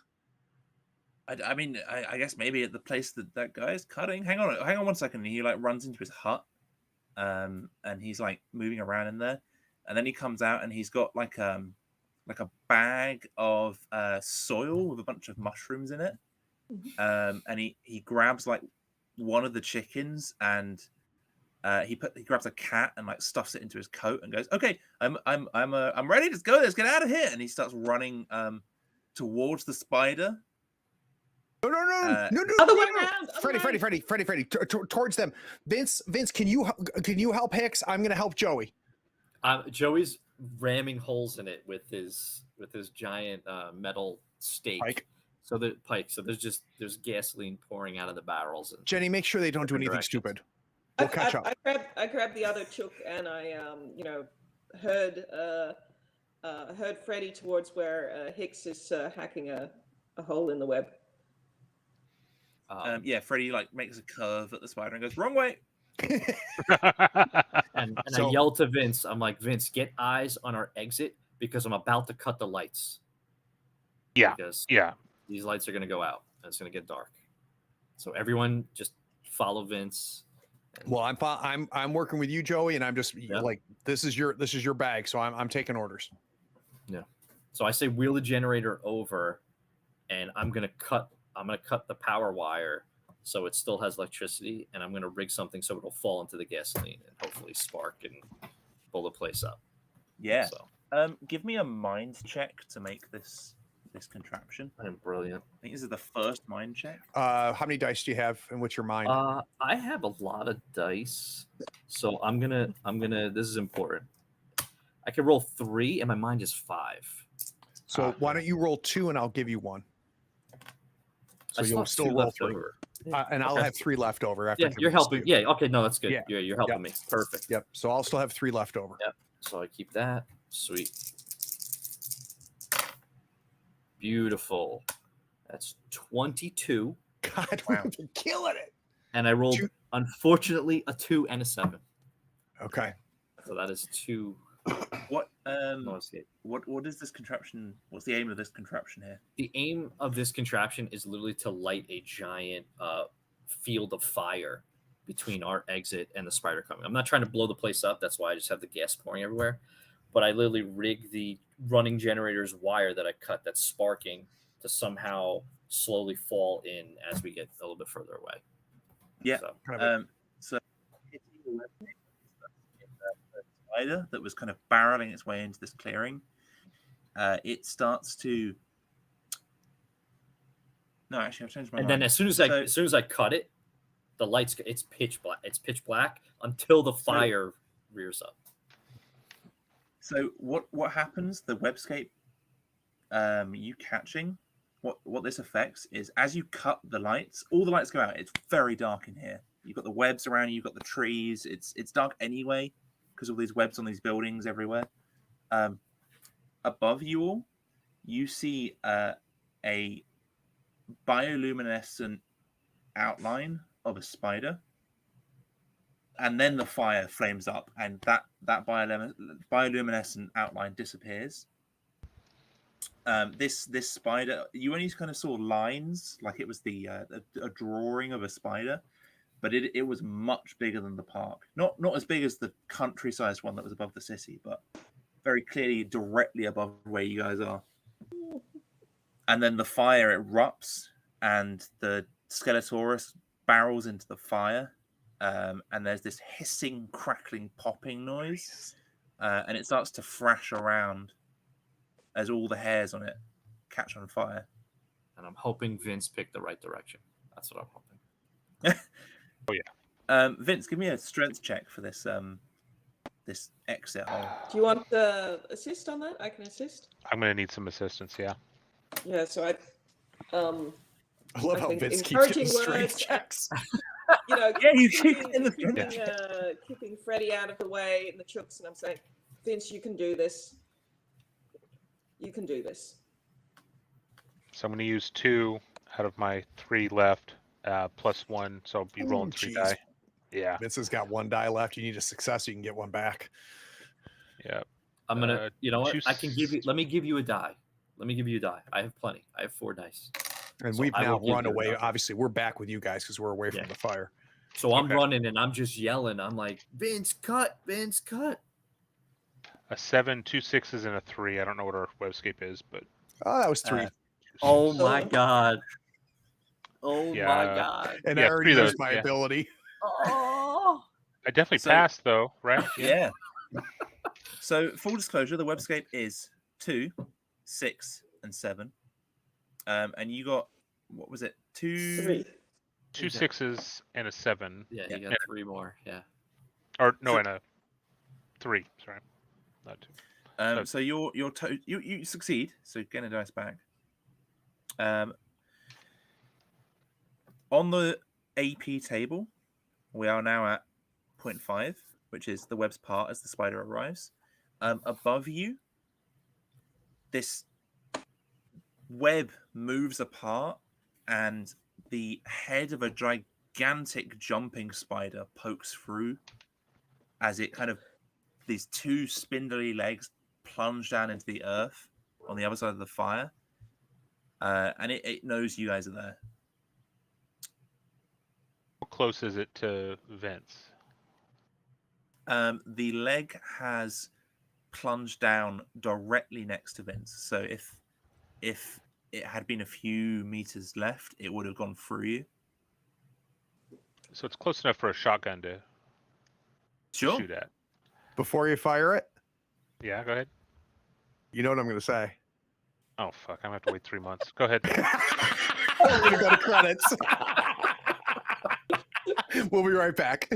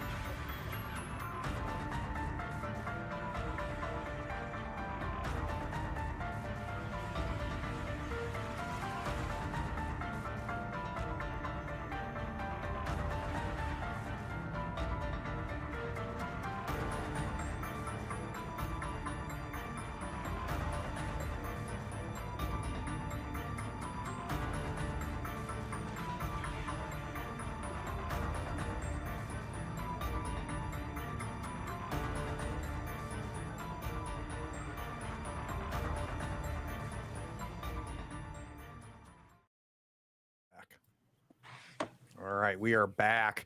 All right, so very, very quickly, and we're going to talk to Willow about a lot of things, but you'll notice to the right of Willow on your screen right now is where you can get the copy of this game. I was very effusive about this game after episode 1. I'm going to do a little bit more right now. Honestly, all 3 of our other players, they're all patrons, and they know that I've been talking about this game for a long time. And if you go to the channel, you can see me do a flip through. It was the first time I was exposed to the game after backing it on Kickstarter. If you go to Tabletop Talk on your favorite podcatcher from Third Floor Wars, you can hear me interview Willow because I just couldn't get him on the. I was just so fascinated by the mechanics of this game. But I gotta say, after playing it again the second time, and I'm not sure, and I'll be curious to know what Naomi and Nick and Lou have to say. I can't put my finger on why there's an intensity to this game that just that is just structurally there, and it man, when it's like, and it comes down to the rolls, because like Nick, you roll, you get like a 20-something perfect success, and then I hear you say 3, 6, 6, 7, and I'm like. Yep. And like I don't know another game that quite has that dynamic, and man, does it just brings it in. How about for you, Naomi? Like, do you understand what I'm saying? Like, there's something very mechanically effective here in my mind. Yeah, no, I mean, we were getting all these, really good successes, but at the same time, we're just getting into a worse and worse situation. Yeah. So I really like the mechanic. So, and I also like that but perhaps that's just the group that's playing, is that, I expect the other people to turn out to be the enemies, but I think it's the spiders, or perhaps we're our own worst enemies. No, I'm just waiting for us. What if we're the villains? Yeah. We seem to be wrecking some shit. But so Nick, you've played a lot of different games, a lot of different horror games on this channel and not on this channel. What's working for you? I'm digging just about everything here. Even when you're rolling for success, there's a huge asterisk attached to it. And there's never a good option. There's just bad options, right? Like player wise, like not metagame, but just in the situation we're in, and it just gets worse and worse, and the scale is larger and larger, and it's just leaps and bounds what I expected, and this has been a fantastic experience. Yeah, I agree. What's working for you, Lou? It's definitely the webscape. Yeah. It is the chance of extreme failure with extreme success at the same time. There's nothing else that I play that is like that. Yeah, so. And it and PBTA does this as well, and there's a couple other systems that have that, like the narrative dice system for Genesis and Star Wars and stuff has that, but it's still not the same, man. There's something very, very unique about it. So Willow, I'd be curious. Obviously, we're not the only group you've ever ran this for. What are some things that you've seen at other tables play this that you're not seeing us doing, good or bad? Or is there aspects of this game that we need to make sure people watching understand, so they just don't think this is the only way to do it? So when I trigger the webscape, as a world weaver, there is an inherent feeling to kind of make something bad happen at the same time as you guys succeeding. And I just want to reiterate that is a good thing. That is part of the game that's built in. But don't feel bad about making something bad happen because your player succeeded. But also give them something good because they did succeed. And in terms of other players, I mean, you guys are the least cautious out of any group that I've run. We're still alive. Yeah, that is true. Winning. I'm not saying it's a bad thing. Yeah. Actually, I had a very cautious group and they ended up dying. So you guys are doing something right. So quick question, and then we need to talk about all the stuff that you've got available for us right now, Willow. But before we do that,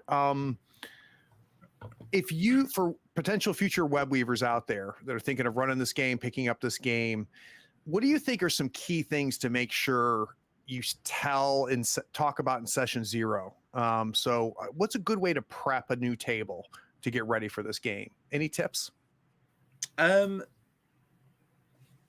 come with a backup character. Mm. Is a good tip. Not unlike Morkborg, it's very easy to die within the first 10 minutes of playing. Right. But if you get past those first 10 minutes, you'll probably survive. Sorry, that just reminded me that I want to give you guys a level for survive. All right, so real quick, we all roll a d8, and it's half rounded up. Is that right? Yep.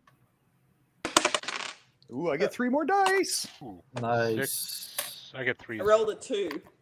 Okay. Dang. I get 4 more dice. Wow.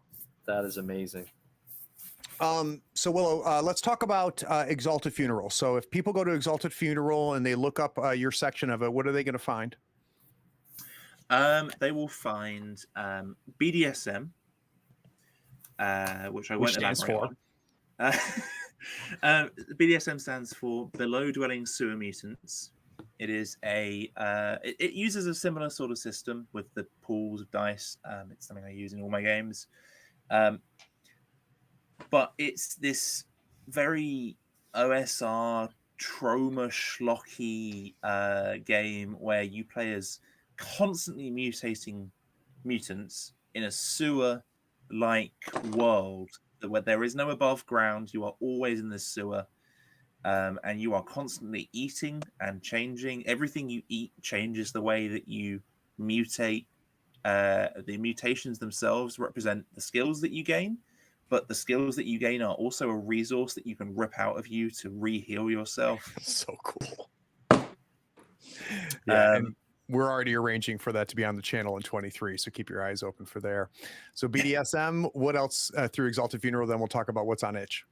There are two new expansions for BDSM coming out on Exalted very soon. There is a game called Shopping is Hell, which is it's a card-based game that I created, where instead of skills, you buy items in a shop that is as big as a world. You're in hell, and you're trying to survive this shop.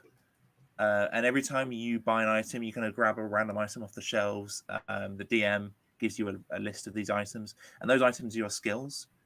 And every time you, so the way that game works is when you have when you make a roll, you draw obviously a card from the top of the deck, as card games work. But then depending on the number that you draw, might activate one of the items that you bought. Oh, nice. But there are no other ways to use the skills. That is the only way that they work. There's what else is there? There's WEBWORLD. Yep, there's WEBWORLD. You can buy WEBWORLD on Exalted Funeral. How about on itch? Because I know we've got some more stuff on itch too. Oh, there is an abundance of things on itch. I actually have a link tree that you can go to, which is obviously linktr.ee/neonrot. That's NEONROT. Perfect. And if you go to my itch, there is an abundance of random games that I create and then throw out into the world. There is my most recent Kickstarter that finished that is currently out rather than one that's in production currently. Yokai Hunters Club. You can get on itch. There is you can get PDFs of all of my different games, BDSM, WEBWORLD, Shopping is Hell. There's a really fun fishing RPG I made called Shanties and Sea Serpents. Nice. Which has mechanics akin to playing Sega Bass fishing, but in tabletop RPG form. I gotta go check that out. I haven't looked at that one yet. That's great. There's a bunch of one-page RPGs I sell for about $1, $2 that are kind of just like me starting out. Oh, there's a single-player RPG called Roads I recently put out in October. Ooh. Which is about it's a very shamelessly inspired Death Stranding single player RPG. Very nice. Very, very nice. All right, so I'm going to do my plugs real quick. While I'm thinking of that, I need my other 3 players to think about what is the best game not enough people are playing. So each of you are going to get that question. So 2 things. 1, like, subscribe, all that, so you can make sure you catch episode 3. If you dig horror actual plays, we've got a ton of them on this channel. Just go to Third Floor Wars on YouTube, and you'll find us all there. And then I already talked about the podcast. It's Tabletop Talk from Third Floor Wars, where I interview creators like Willow, and we find out what is going on in their brain and how do they get from ideas to execution, because there's a lot of people out there that come up with a ton of different ideas, but not everybody is able to bring them to production like Willow is and put them out there in the world. And it's really interesting to find how different creators go through that path. All right, Nick, best game not enough people are playing. It's tied between WEBWORLD and Fear Itself. Those two I don't see get enough love in the world. They need to try it, and it's been my two favorite systems to date. So yeah, Fear Itself, we've had a lot of fun with that. It is Robin D. Laws uses Robin D. Laws' Gumshoe system, and we've run it twice now, and Naomi is halfway in, or actually less than halfway in, but has started playing a new one, and then Nick played in the first one. How about for you, Naomi? What's a game that you love that not enough people play? Well, WEBWORLD, of course, and well, I think there's quite a lot of people playing it, but I can very, very much recommend Blades in the Dark. Yeah. Awesome. Very good. And of course, you can go to my podcast and hear me interview John Harper. All right, Lou. So I also succumbed to peer pressure, so I'm going to say WEBWORLD. But I also picked up on Exalted Funeral a game by Max Moon called 12 Years. Ooh, I've never heard of it. I ran it as a one shot because two of our players were missing in our regular game, and it lasted 3 sessions because everyone had to keep playing it. You can play it solo, which is awesome. It's a hex crawl with charts and stuff, and we adapted a little bit and played as a group. There are rules for group play in there, and we had such a great time with it. But Exalted Funeral, 12 years. And I got to tell you, that's actually a great tip, Lou. You know, a lot of the games like WEBWORLD and a lot of the stuff that you're going to see on Willow's page, especially the itch page, are perfect for the exact scenario Lou just talked about, right? You got your regular D&D or Pathfinder group, 2 or 3 people don't show up. You can pull out one of these games, get people playing it in minutes, right? I mean, we learned how to play as we played. Like Willow just walked us through as we were going, and it's a great way to do it. Willow, looking forward to playing a third session. I appreciate you making the time. It's all good. All right, and I love you guys as players, and I love you watching right now too. Take care, all. Good night, everyone.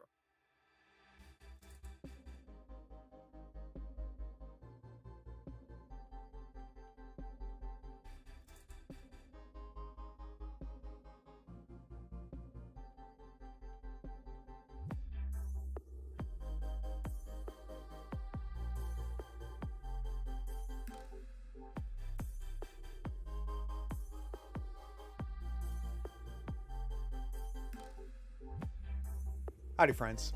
Thank you for watching. All our content is archived and organized in playlists on the Third Floor Wars YouTube channel. Check it out. And if you could like, follow, subscribe, and even set your notifications to this channel on YouTube and Twitch, we'd appreciate it, and it'll make sure that you catch all of our content. I talk with creators, designers, and experts across the gaming landscape in every episode of our podcast, Tabletop Talk. Open up your favorite podcatcher and search for Tabletop Talk from Third Floor Wars. Support your creators. They make the content you love, and it's your support that makes it happen. If you want to help us, go to Third Floor Wars on patreon.com, and you can help us for as little as $1 a month. Thanks again. We'll see you next time. Take care.